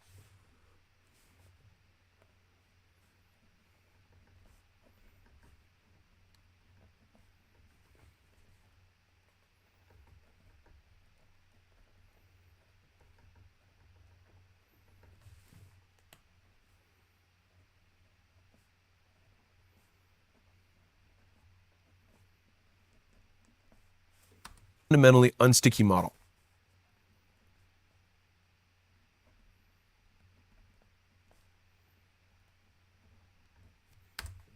All right, meaning how do we create revenue retention in an education business? So I'm going to give you a couple of tactical strategies for this. So number one is that you want to have some component of the business that's consumption based. All right. So if we were to teach someone a core skill, right, there's going to be some components that need to be refreshed. If I teach you how to run ads, you're going to need something on a regular basis. What's that? Creative. So maybe I sell you a one-time price that's significantly more expensive on how to run ads, and then my recurring price for the creative might be lower, right? A different version of this is I'll teach you this education, but you probably want a community to be with other people on. That's what Skool.com is about, right? And I'm a co-founder of that company, which is a different one of these models that I'll get to in a second. Well, it's the only one that's left, but maybe I'm sharing too much. So people want community, but let's be real. Community is less valuable than education is. And so where people get into trouble is they say, I will charge $25,000 for this education, and that might be appropriate. And so then they make a payment plan where they say, you have to pay $2,000 a month or whatever and so then they make, I will charge $25,000 for this education, and that might be appropriate. And so then they make a payment plan where they say, you have to pay $2,000 a month or whatever to pay for this education. Fine. But the first payment of that $2,000, so amazingly worth it because they just got this $25,000 thing. They got this education up front. But the day before I know how to do math, knowing how to do math is unbelievably valuable. The day after I know how to do math, the value of a math course is approximately zero. And so now I'm paying $2,000 a month for a community, which is not as valuable as what a community is worth. And so when you're looking at your product offering, especially within education, we have to think what components of this are consumed on a regular basis, communities consumed on a regular basis. If I taught someone how to do 3D printing and I said, hey, these are the hot items that are trending right now for 3D printing, and I do that research and I deliver that list every single week, that's consumable. We have to think about what are the elements of this, and that's on a, if we're teaching someone how to do anything, right? Elements of the business that are consumable, and then there's some elements of the business that are one time. The appropriate billing structure is very high price to value for the one-time thing that is inherently valuable but has no recurring, and then make sure the recurring elements of the business are also appropriately priced, which might be significantly lower. And this is what gave birth to the little ism that I have, which is big head, long tail, and typically. Take notes, please.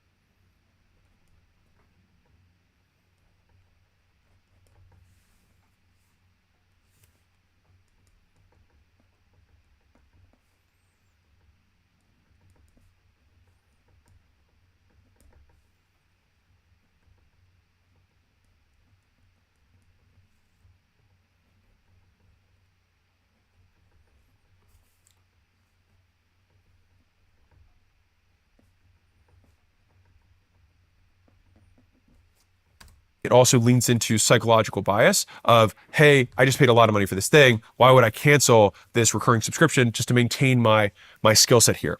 Now, the two more elements that you can add in terms of stickiness can be discount buying, which is that if you have a lot of people who are buying paintbrushes because you taught them how to paint, if you say, hey, if you buy, I have this collective buying power, and so you will get discounts on your materials that are half or in excess of my subscription price, it's highly likely that people will stick on your thing because it's very clear ROI for them. They save more than they spend, so they'll keep doing it.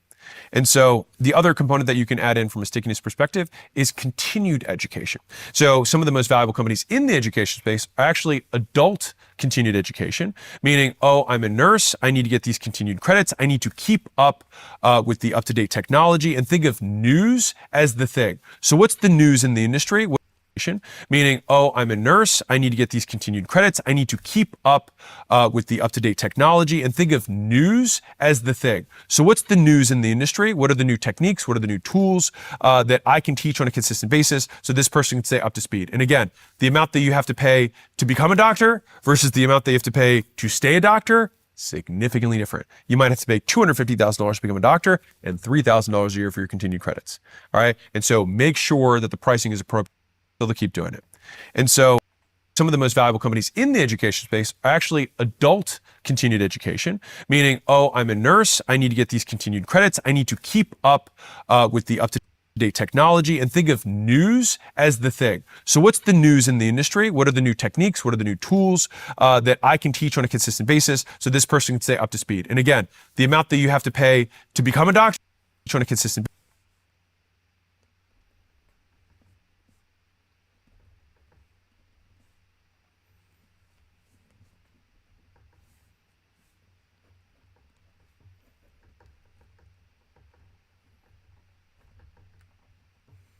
basis, so this person can stay up to speed. And again, the amount that you have to pay to become a doctor versus the amount that you have to pay to stay a doctor, significantly different. You might have to pay $250,000 to become a doctor and $3,000 a year for your continued credits. All right. And so make sure that the pricing is appropriate to the value that's being provided. All right. So that is the problem that you have to solve within that business. And so how do we actually win in the model? One is we split out the value to make sure that we're charging appropriately for the one-time thing versus the recurring thing. We add the consumable components to the recurring elements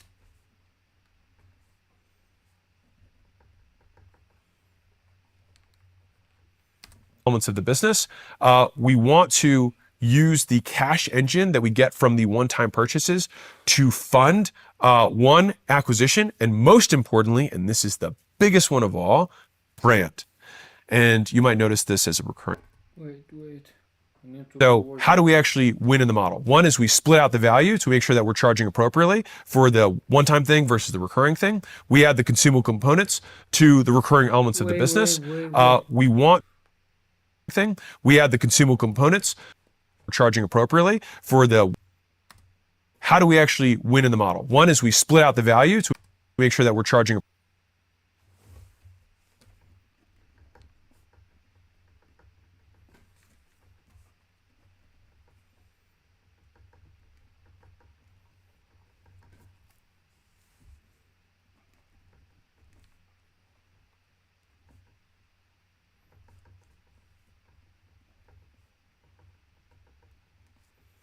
appropriately for the one-time thing versus the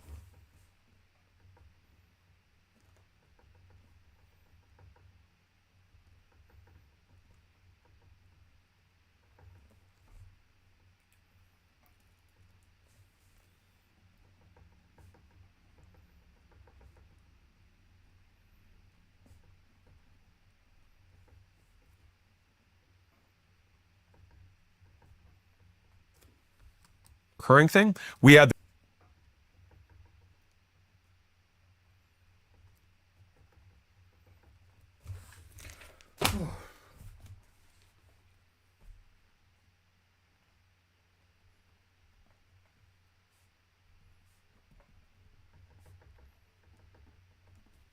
the consumable components to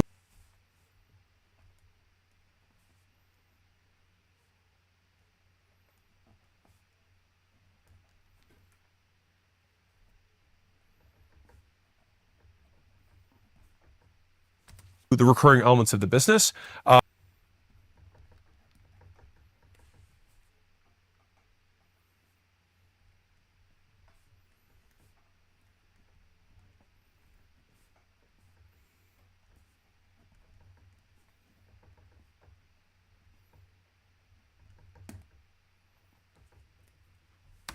We want to use the cash engine that we get from the one-time purchases to fund one, acquisition, and most importantly, and this is the biggest one of all, brand. And you might notice this as a recurring theme here, but how can you defend against the low barrier entry, you creating your competition? How do you defend against that? Brand. And in all of these models, I think the one that is the most impacted by, it's tough to even say that because they're all impacted by brand. This one also is impacted by brand a lot, is education, right? Why are people willing to pay to go and take calculus at Harvard versus calculus at CCBC and pay $2,000 versus $200,000? Why are they willing to pay that difference? Because of the brand, right? That is why. And so that brand association also becomes another value add to the person, because that brand actually approximates for a decrease in risk and increase in likelihood that they will get the education that they ultimately want.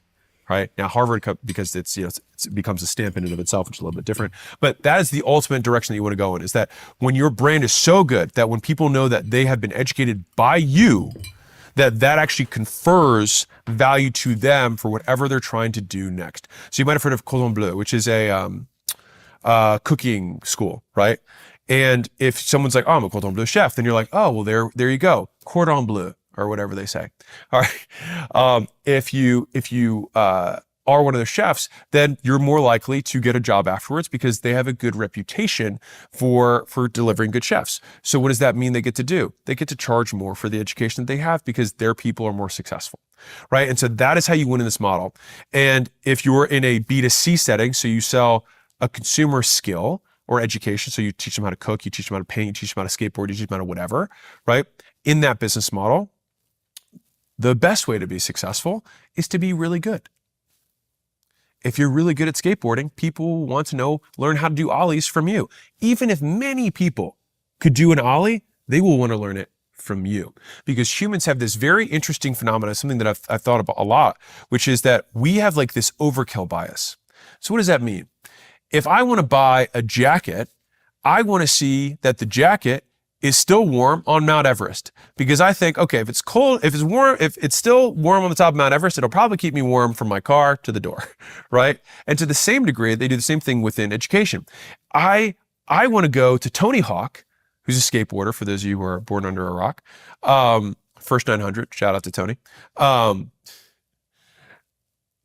want Tony Hawk to teach me how to do an ollie. Now, how many skateboarders could probably teach you to do an ollie? A ton. But if you had your druthers, if you had your pick, who'd you pick? The best guy. So one of the best branding strategies that you can have is real world proof, right? Why does the ACQ business content do, I would say, disproportionately better than many other quote business educators? Well, one, I think I try to do a good job on the stuff, but I think the other just reality of it is like, well, people didn't pay attention as much to my stuff until I had a $46 million exit. And then all of a sudden people were like, oh, stuff might be pretty good. And then people just paid more attention. You could have the exact same education if you took everything that Warren Buffett has taught between every single public appearance and you turned it into a course and you said how to invest for the long term. How many people would want to buy it? Probably not that many. You could make it even better than Warren Buffett, all of his stuff. The only thing you forgot to do was build Berkshire fucking Hathaway that did $89 billion in profit last year. That's what you forgot to do, starting at age 7 and doing it for like 100 years, almost literally. All right. And so he has the real world proof. And so if you want to win in education, the best way to start is be better than everyone. And if you're like, well, how easy for you to say? Yes, easy for me to say, hard for me to get here. Right? And I'm not saying I'm better than everyone. I'm just saying that as there are levels to the game, and you will be truncated, you will be capped by how good you are, because that will have a direct correlation to the amount of brand association that you will be able to get, the amount of credibility that you have. So if you want to have a bigger brand and you want to get into education, my 2 cents is, even though it is easy, fast, and cheap to start, the real way to win is to take the much longer time path of proving that you're very good or one of the best at the thing. And then when you do decide to start educating people, they will listen to you immediately, and they will not question why you're more expensive. They will not question whether or not you can do it. You will pay down all of the biggest risks within this business, and you pay it down doing the one thing that the rest of your competition won't do, which is be patient and do the work. Which brings us naturally to number 4. Why is everyone talking about Rocket? Well, they just gave away 1 million tokens for free. You literally... I wanted to make a crude comment about SaaS and ass. Well, there you go, SaaS and ass. So what is the shape of this business and why is it this shape? So software starts the slowest because you have to put a lot of capital in, you have to put people together, and you have to have people code for extended periods of time, not really sure if people actually even like the thing, and if they do like the thing, how long does it take for it to actually do all the functions that you have in your mind for it. And so this takes, for in the beginning, not that long ago, it took many years, and it still takes time now, even with the vibe coding world. I still, real talk, have yet to see a truly vibe coded from A to Z business that is.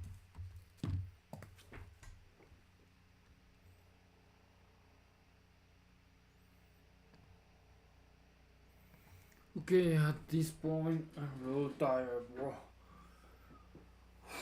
I'm learning a lot, and it's a lot of data. It's a lot of data, bro.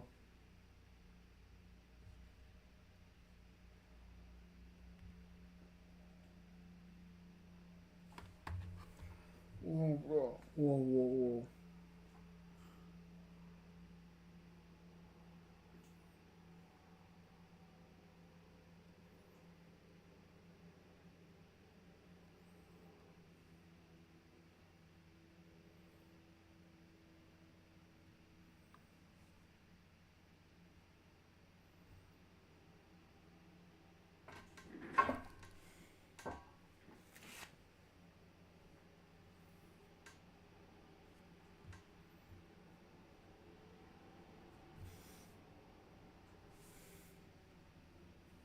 Okay, let's continue.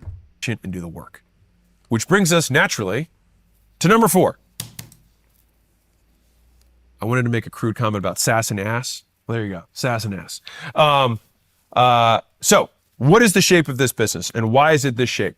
So software starts the slowest because you have to put a lot of capital in, you have to put people together, and you have to have people code for extended periods of time, not really sure if people actually even like the thing, and if they do like. So what is the shape of this business and why is it this shape? So software starts the slow. To number 4. Software. I wanted to make a crude comment.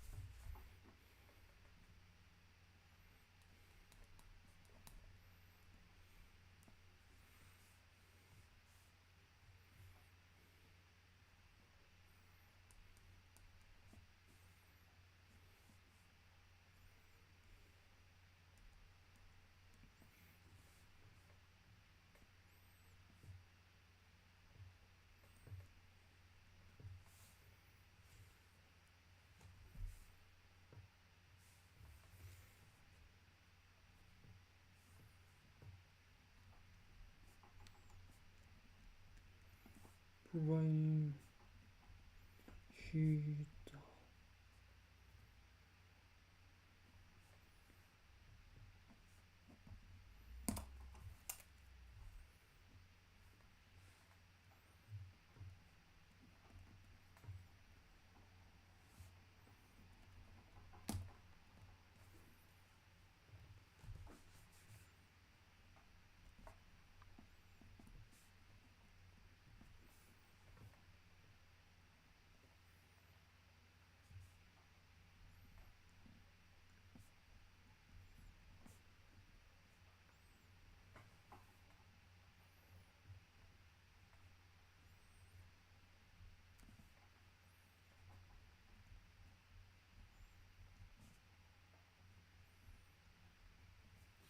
About SaaS and ass. Well, there you go, SaaS and ass.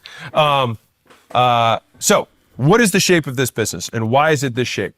So software starts the slowest because you have to put a lot of capital in, you have to put people together, and you have to have people code for extended periods of time, not really sure if people actually even like the thing, and if they do like the thing, how long does it take for it to actually do all the functions that you have in your mind for it. And so this takes, for in the beginning, not that long ago, it took many years, and it still takes time now, even with the vibe coding. But right now we have AI, and there's a special AI called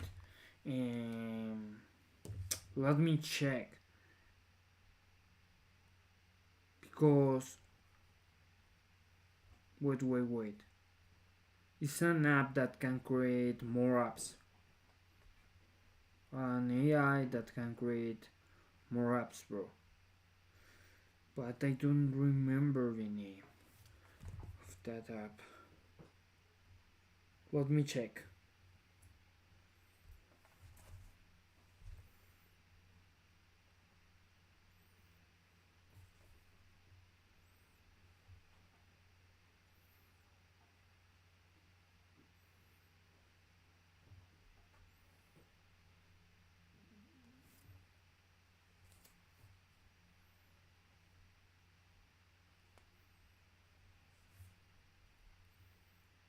Wait.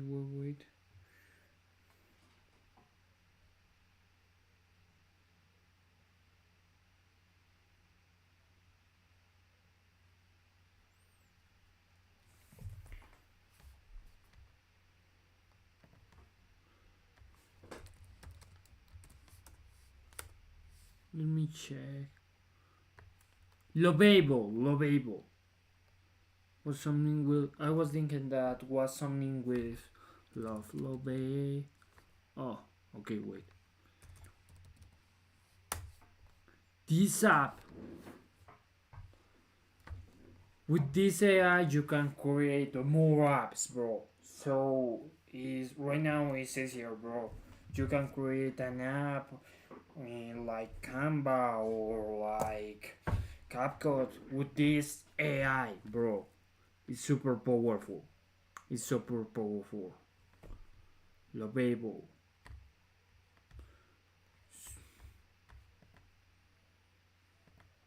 World, I still, real talk, have yet to see a truly vibe coded from A to Z business that is like $100 million a year.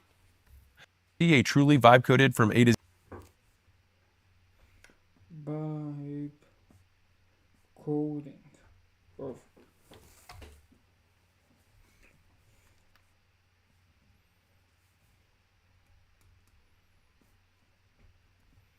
I tried to use that AI to build an app for bodybuilders, but I just try and I was playing with that AI.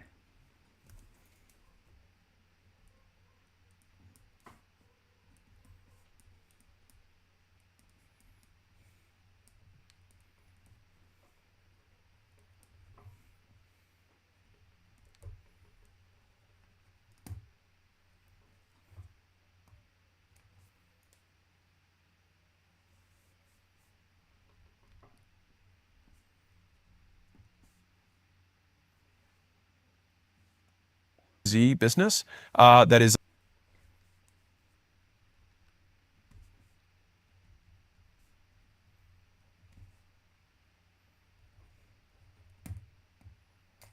Oh, bro. No. Damn. Okay, no problem.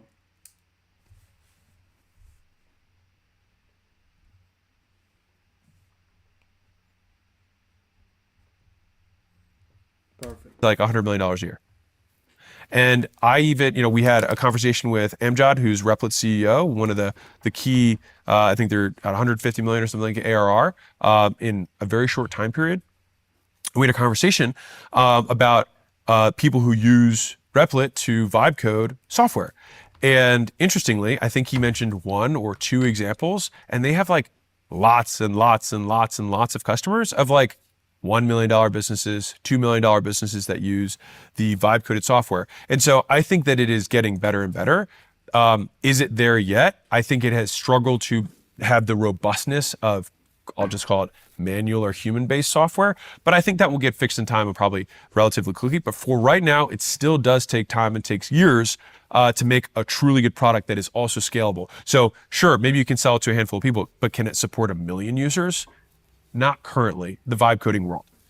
But it's shaped this way because, taking out vibe coding for a moment, once you do have product market fit, the way that Y Combinator describes this is that getting product market fit is like pushing a boulder up the hill. And once you have it, it's like chasing.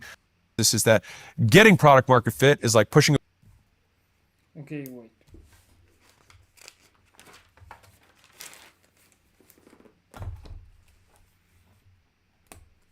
Oh, bro.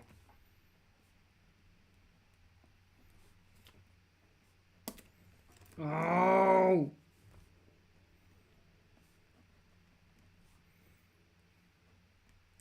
Product market fit. When you finally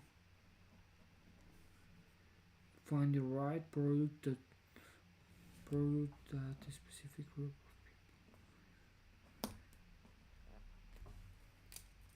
of people.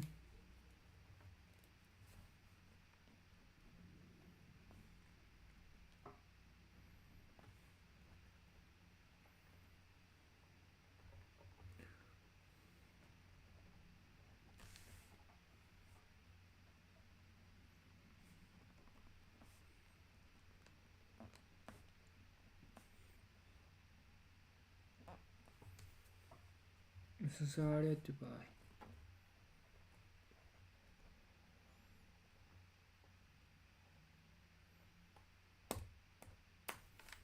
You know what? I will use another pen, bro.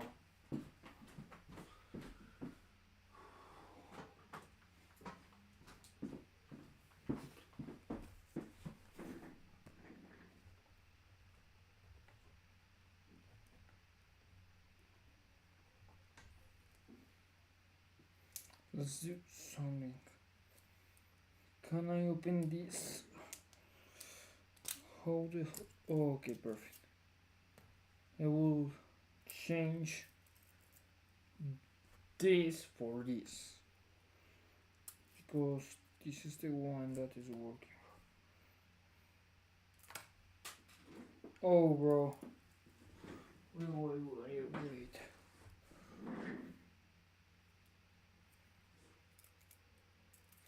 Zero viewers, no problem. One day I'll be the greatest YouTuber of all time, bro. I'll be greater than Mr. Beast. Now it's working. Perfect.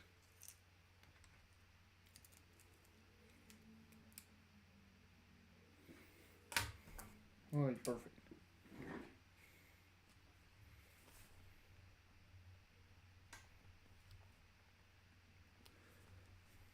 Boulder up the hill, and once you have it, it's like getting chased by the boulder on the other way down, right? Is that you're chasing after this because you have so much more demand than you can even handle, and like the wheels come flying off. So it's shaped this way because it's hard to build a good product. Engineering is, especially good engineering, is incredibly expensive. You have to front that capital because you have no income, right? Think about this.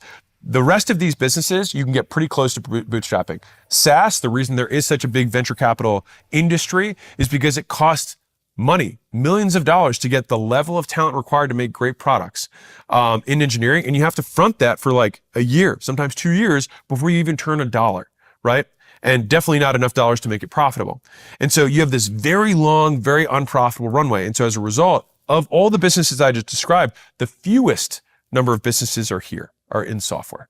And it's because the barriers to entry are higher. Now, vibe coding, things like that have made it easier. More people are coding now. Some engineers there's coding boot camps plus vibe coding where people can do components of their job with it. And so it's becoming more democratized. That being said, it's still between the other three, way fewer people here compared to the other ones. Aprovecha las ofertas de Hostinger. Da vida a tu idea con la IA de Hostinger Horizons. But it is shaped this way because once you have product market fit, you can go to the sky because it is the most scalable of all 4 business models once you have it. Again, that's the hard part. So what's the great part about it? Infinite scale, incredibly high gross margins once you have it. If done well, very sticky revenue. The vast majority of people who build software don't have sticky revenue, but if done well, can be incredibly sticky because it gets integrated into someone's workflow. And you can have huge enterprise value long-term. So why do software companies have such high valuations? One person can exit it because somebody else can own the product and the customer can have the exact same experience. So there's almost no risk at point of sale if all the other metrics of the business are there. Number one. Number two, The components that drive valuation are outside of that core component of software is going to be gross margin and growth rate. So how much gross margin do we have and how quickly are we growing?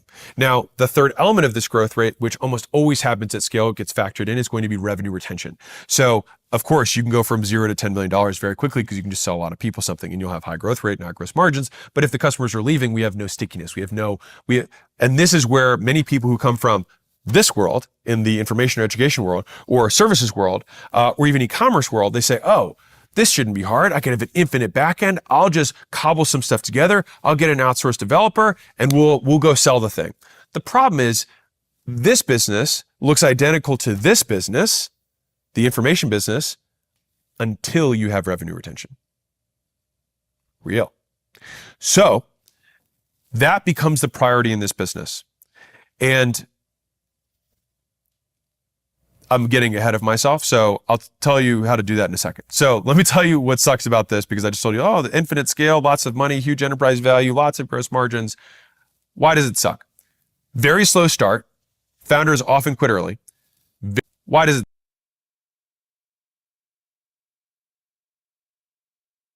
suck? Very slow start. Founders often quit early. Very high burn in terms of cash before you start having start.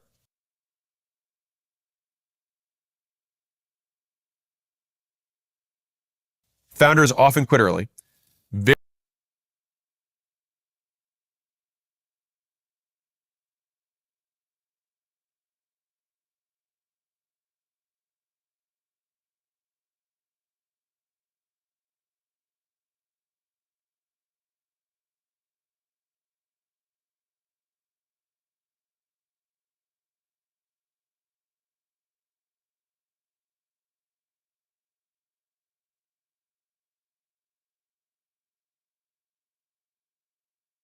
Very high burn in terms of cash before you start having money. And even when you do make money, you're still burning more than you're making because of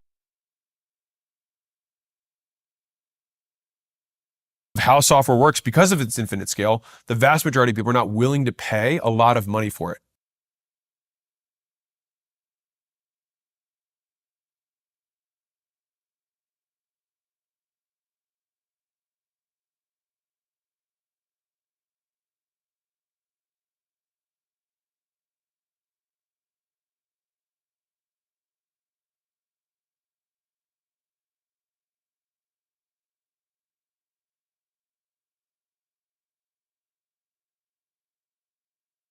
So if you think about how much even enterprise software costs, it might cost a few $100,000 a year, but compared to the expenses that an enterprise actually spends on other costs, it's nothing, right? It feels high to the software company, but it's nothing compared to how much the enterprise actually spends. And on the consumer level, the amount that you have to do to get $9 a month from a person, speaking from experience, is a lot, right? Think about Netflix, which is a combination of media and kind of software.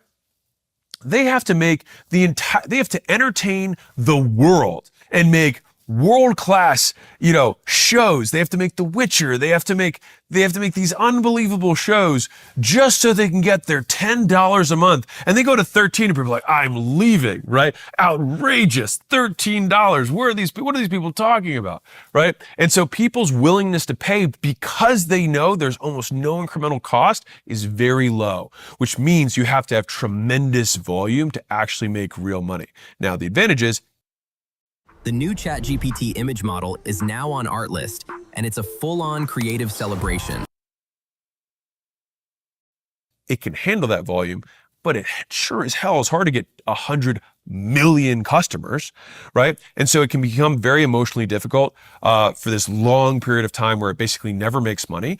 And so then you have dependency on VCs, or you have to just watch your bank account go down month after month after month in order to maintain as much equity as you can, so you don't dilute yourself to the point where finally it does succeed and you own 4% of the business.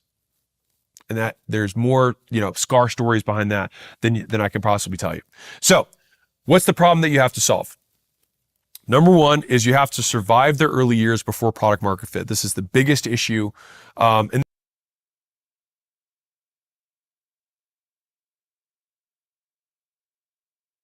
Is you have to survive the early years before product market fit. This is the biggest issue.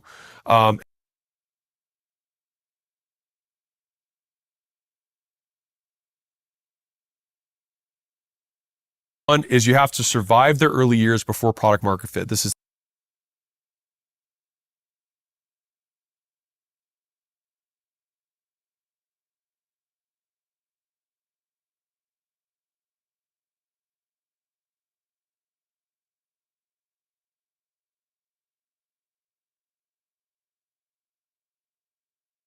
the biggest issue. And this is where marketers basically just can't do software. It's just like, it's incredibly hard for them to do because they want to market, they want to sell it. But in order for this thing to actually become big, you have to make sure that people want it and keep wanting it. It have to stick.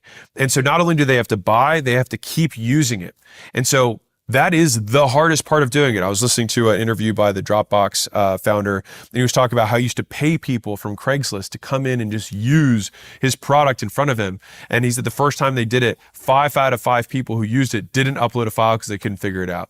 And so that is the kind of just raw work you have to keep doing. And it's like, maybe it takes them another 3 weeks or 4 weeks to get the next user flow going. And then they have to get more people in front of them. And then those people still don't figure it out. And you keep doing that until eventually you're like, oh my God, they uploaded a file. And then from there, we're like, okay, well now they didn't come back. Shit. So then we have to fix that loop. And so there's many loops that have to get completely lubricated within the user experience of the business so they can actually deliver core value. And you have to do that as fast as humanly possible. And so within the software world, there's a great interview or a presentation that the head of growth at Facebook said, and he drew this line. And he said, people think growth looks like this. He said, growth actually looks like this. So what does he mean by that? He means that users start, they get activated, and then they never churn. That is what growth looks like. Because if you can retain a certain percentage of customers forever, then it means all you do is you can just keep filling in the front end, but then that base level just keeps sticking and growing and growing and growing. And that is how software companies become incredibly valuable. So the biggest problem you have to solve is number 1, making a product that people want to buy. And number 2, making sure that they keep buying it. They keep coming back. They keep spending money on it. That's the issue. And so on a consumer side, if you're keeping over 60% by the end of the year from logos perspective, ideally over 100% from a revenue perspective, that becomes an incredibly valuable business. And so what do I mean? The difference between, I'm going to get a little bit software-y, but logo churn versus revenue. So revenue retention is if I have 10 customers that pay me $10 a month, that means that I'm making $100 a month. And that's a very difficult point, bro, because you need people always to continue buying, or visiting your website or still in your app, and it's very hard, difficult. An example is be real. Right now, be real. At the start, people want to stay with Be Real, but right now people don't want a lot Be Real. But another example is YouTube or Instagram that is in the other side. People continue visit these apps because they love the content, they want to connect with people, and TikTok a great example, bro. With TikTok, people just need to scroll, open the app, scroll, and you can spend hours in that app. A year later, am I still making $100 a month from those initial customers? Now, I might have lost a few of those customers, but if some of those other customers spend more money, because we build our software in such a way that we have the opportunity for them to spend more, if we have more than $100 from those original customers, we have 100% or greater revenue retention. That's the game you want to be in. And that works the same for consumers as it does for for enterprise sales, for B2B. So all the way through. Now, it tends to be easier to have stick on enterprise customers because they're willing to incur more costs. Switching costs are higher for them, whereas consumers, it's harder, but there's a whole hell of a lot of them. So how do you win in software or in SaaS? Number 1, you have to obsess over product.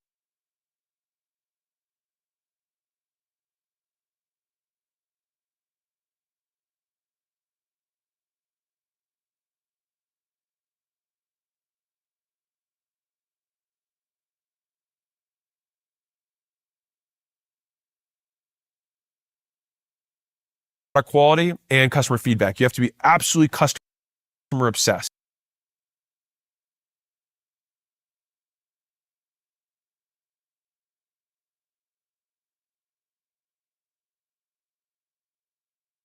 Number one, you have to obsess over product quality and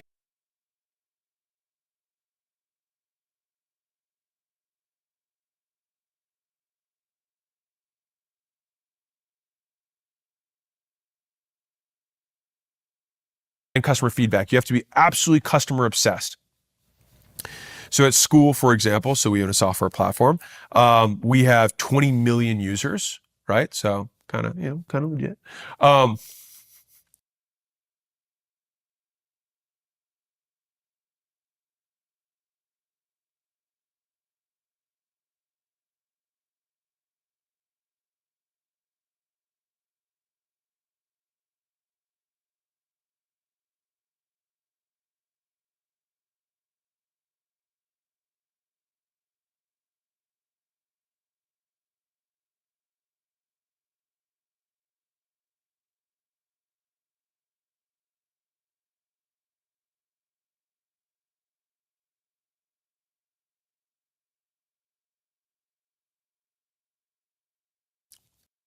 Pretty, people think it's a big deal. Legit. Pretty, people think it's a big deal. So in order to do that, you have to be absolutely militant and big deal. Kind of legit. Pretty, people think it's a big deal. Back, you have to be absolutely customer obsessed.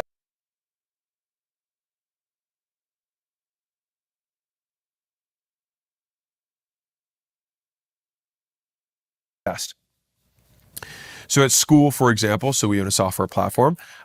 We have 20 million users, right? So kind of legit. Pretty, people think it's a big deal. So in order to do that, you have to be absolutely militant. And one of the interesting things about this is that it's not that you listen to the customers, that you give customers everything they want, because the customers will hang themselves with their own requests, right? And so if you just keep feature adding, you end up building a Frankenstein that no one can make their way through, right? And so you have to be incredibly diligent in terms of what features we really think are going to be worth the cost of the user experience that we're adding in complexity. And so complexity is the antithesis of elegance, right? And so when you add more stuff, it almost always adds complexity unless you have exceptional product design, and that you can only do with just tons of loops of iteration, of thinking time and intelligence, and feedback to make it. It's kind of like standing off the edges. And it's the tiny little details that make software work. So two companies can have the same core problem that they're solving, but the level of quality that they can approach it with is so much greater with that.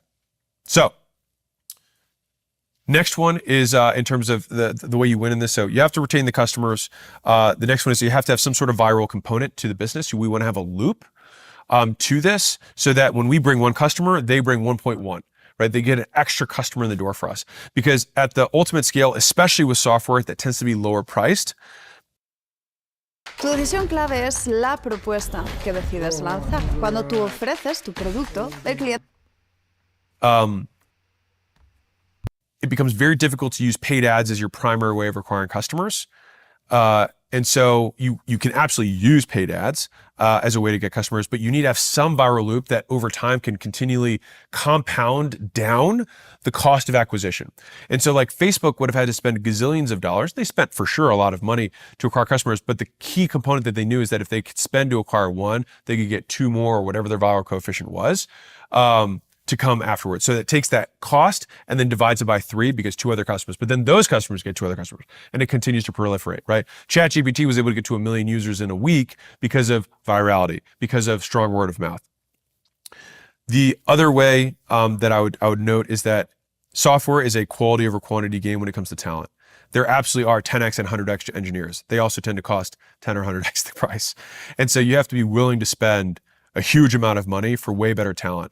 The difficulty is if you've never built software before, to have the perspective from which to make the judgment on that talent.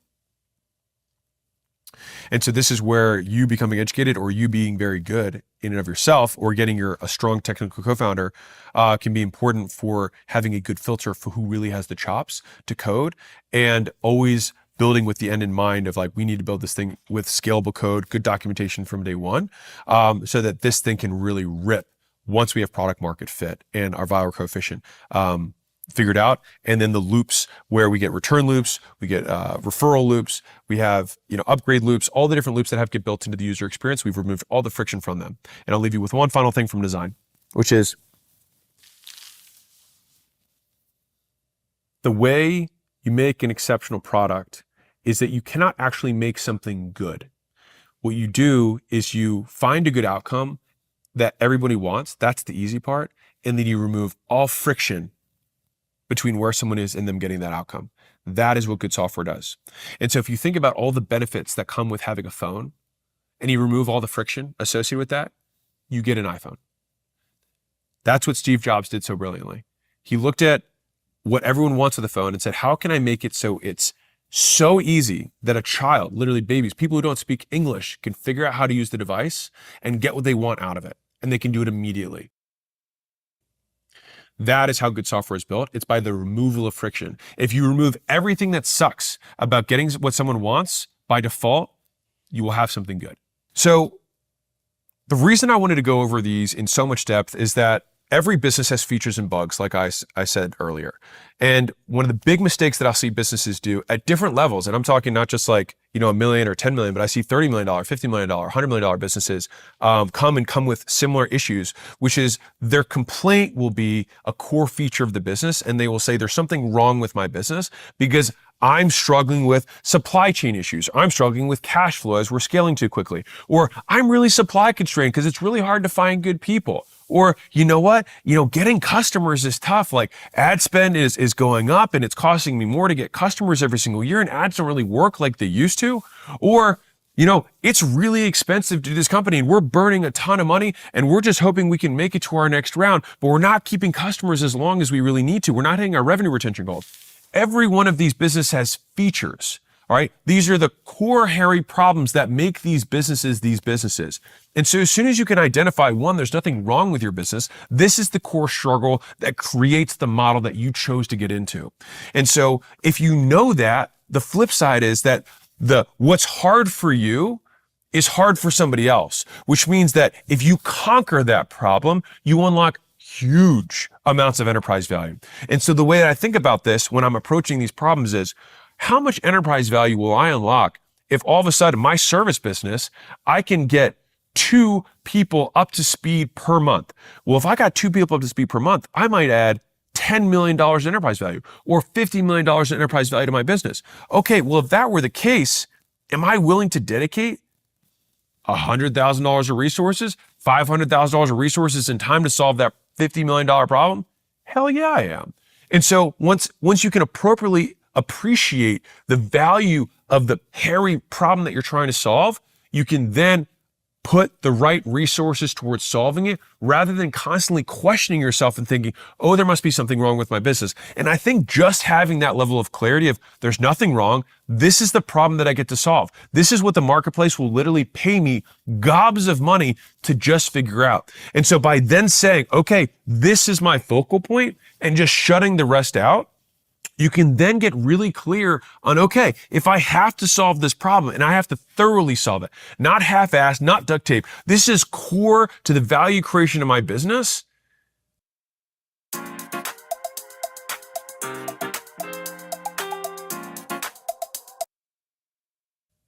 That's where you win. Because then you can put all that depth of effort into it and get exceptionally good at recruiting, training, and building amazing people. You can get exceptionally good at cash flow management, supply chain management, and logistics and building the brand around it. You can get exceptionally good at building the brand and getting very clear on how to separate out what you charge for in terms of one-time and continuity and building in those components of stickiness so that somebody who gets educated still wants to stay with you. Or building the most world-class cracked engineering team on the planet so that you can shorten the amount of time that it takes you to find the product market fit, and you build a scalable infrastructure so that people actually love the product, they retain revenue, and then this thing compounds and takes off like a rocket. That's the core hairy problem that you have to solve. That's the 10x or 100x value that you as the entrepreneur, this is what we get paid for. This is the game. And so if you haven't started a business and you're like, wow, all of these sound great and all of them sound hard.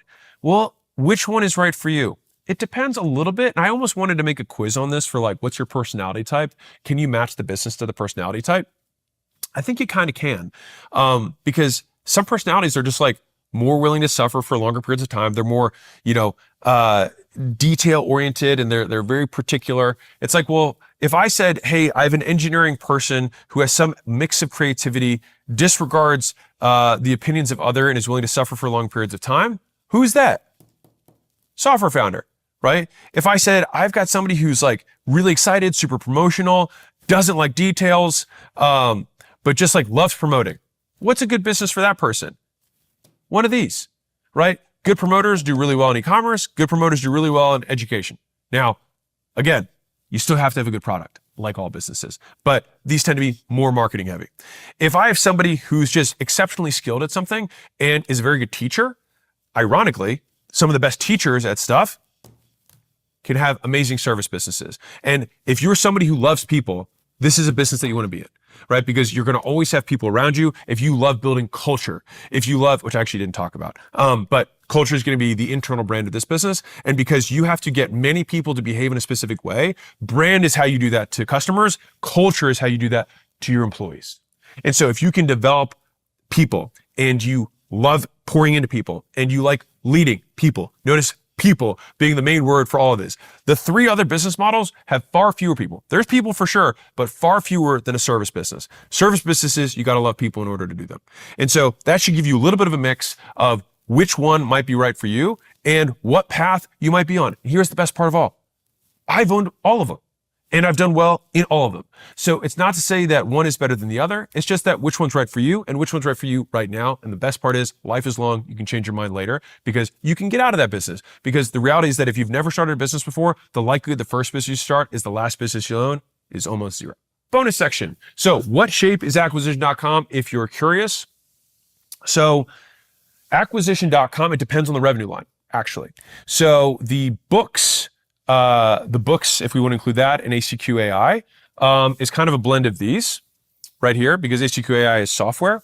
But the books and the bundle was an education related product, if you want to call it that. And so, because I have marketed a lot and I have a lot of people that have made money using my stuff, they've had good experiences with my free stuff. And so they were like, well, if he has, the AI and I'm willing to donate books to help Alex's mission, which is my whole thing, which is getting more books in the hands of entrepreneurs because books are what changed my life.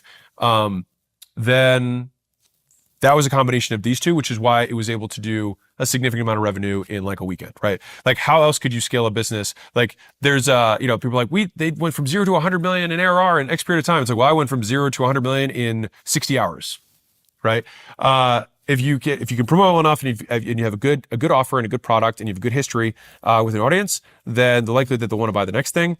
And this is where I think people go wrong, is that the best marketers in the world find the best products because they know, like, I feel confident that I can sell a lot of stuff, but because I don't care about the first sale, I want to care about the 10th sale. I want to make sure the thing that I deliver is exceptional so that my second sale is bigger than my first one. Right? If my first book sucked, no one would have come to my first book launch with leads. If the leads book had sucked, no one would have come to the money models launch. Right? If the products and the playbooks and money models, the book sucks, no one's going to come to the next one. But I feel pretty good based on how everything's going that people like that book too. All right, because I put so much time into it and it's what I know and what I'm good at. And so that is the media component of the business. If you consider media also kind of tends to fall in this little bit of a blend between these two, of like you have a scalable deliverable. And so it's a combo of these two. Now, in terms of the advisory practice, pure service. Algo que hace diferente a Marena es sin duda alguna que tiene sus amenidades segmentadas en áreas. The advisory practice is a pure service business. It's white collar service. We have associates who basically we have analysts that come in and they have career paths that then leads them to be associates, and there's career paths within associates, so junior associate and then senior associate. And then from there they can become directors. And so we have clear career paths for people, and it takes years for people to go through that to learn kind of an apprentice style model, which is very akin to many professional service types businesses, accounting, management consulting, which is basically what we are. Legal, many types of businesses have similar style models, which is very high educated people. We have lots of Ivy League guys who work on the team, many people who have had entrepreneur experience or combinations of both of those. And so that's the game. And those are the two kind of models that we have. So we have HCQ AI, which is technically this. We had the media and books, which is technically here. We have the service that's here. I mean, Layla did she did a t-shirt drop or an apparel drop, but that's technically e-commerce. And so yeah, I've owned all those, but the contribution margin, contribution for, I won't even mention the contribution for the e-commerce stuff is minimal compared to the other components of the business. But if you are curious, that's what we do. And then I'd say the larger question is what kind of business is an investment firm, right? What kind of business is that? I think that type of business it's kind of a vehicle that contains businesses more than it's a business in and of itself. Like an investment business doesn't actually make money unless the businesses that are contained within it make money. And so typically, because capital creates so much leverage, you can have very few people making a handful of very important decisions with large amounts of money that can then create value in excess of the money that went in, right? Acquisition.com, from the portfolio perspective, we have an insurance company. So an insurance company, I would say, is more akin to this service business because you have account reps, they have to maintain accounts, and it tends to be a high headcount business because you have to get more and more agents in. We own brick and mortar service, which also falls in this category. We have teeth whitening chain with We Whiten. And so that chain, we have a B2B kind of operational consulting business that I would say is a bit of a blend between these two. I would say it's like tech enabled or media enabled, education enabled, if you will. But we have really good revenue retention, so it has a little bit more. It skews more towards service on that side. And so we have different businesses inside of the portfolio that continue to grow. And yeah, so that's what we do. And hopefully, if you're a business owner, that helps you at least know a little bit more about the path that you're on. And if you are about to start on the business journey, first off, good luck. It'll take longer than you think, and it'll probably suck for way longer than you think it will. And once you get in, you never get out. Enjoy. Automatiza flujos sin escribir una sola línea de código. El control lo tienes tú. Whoa, this video gives me so much clarity, bro. We got 32.7 million views on YouTube. Whoa, whoa. Right now I have clarity, bro. And I'm also very tired right now. So, whoa. It's been like 2 hours, 2 hours and a half, 3 hours. I'm not sure. But I think that's all for today. Thank you so much, guys, for being here with me.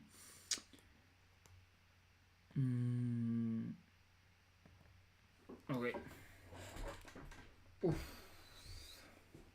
I learned a lot, but the important part is that I need to apply all this knowledge into my business, into my socials, into my life, bro. I need to apply all I learned, bro. Because if I want $1 million, I need to apply this knowledge. So thank you so much.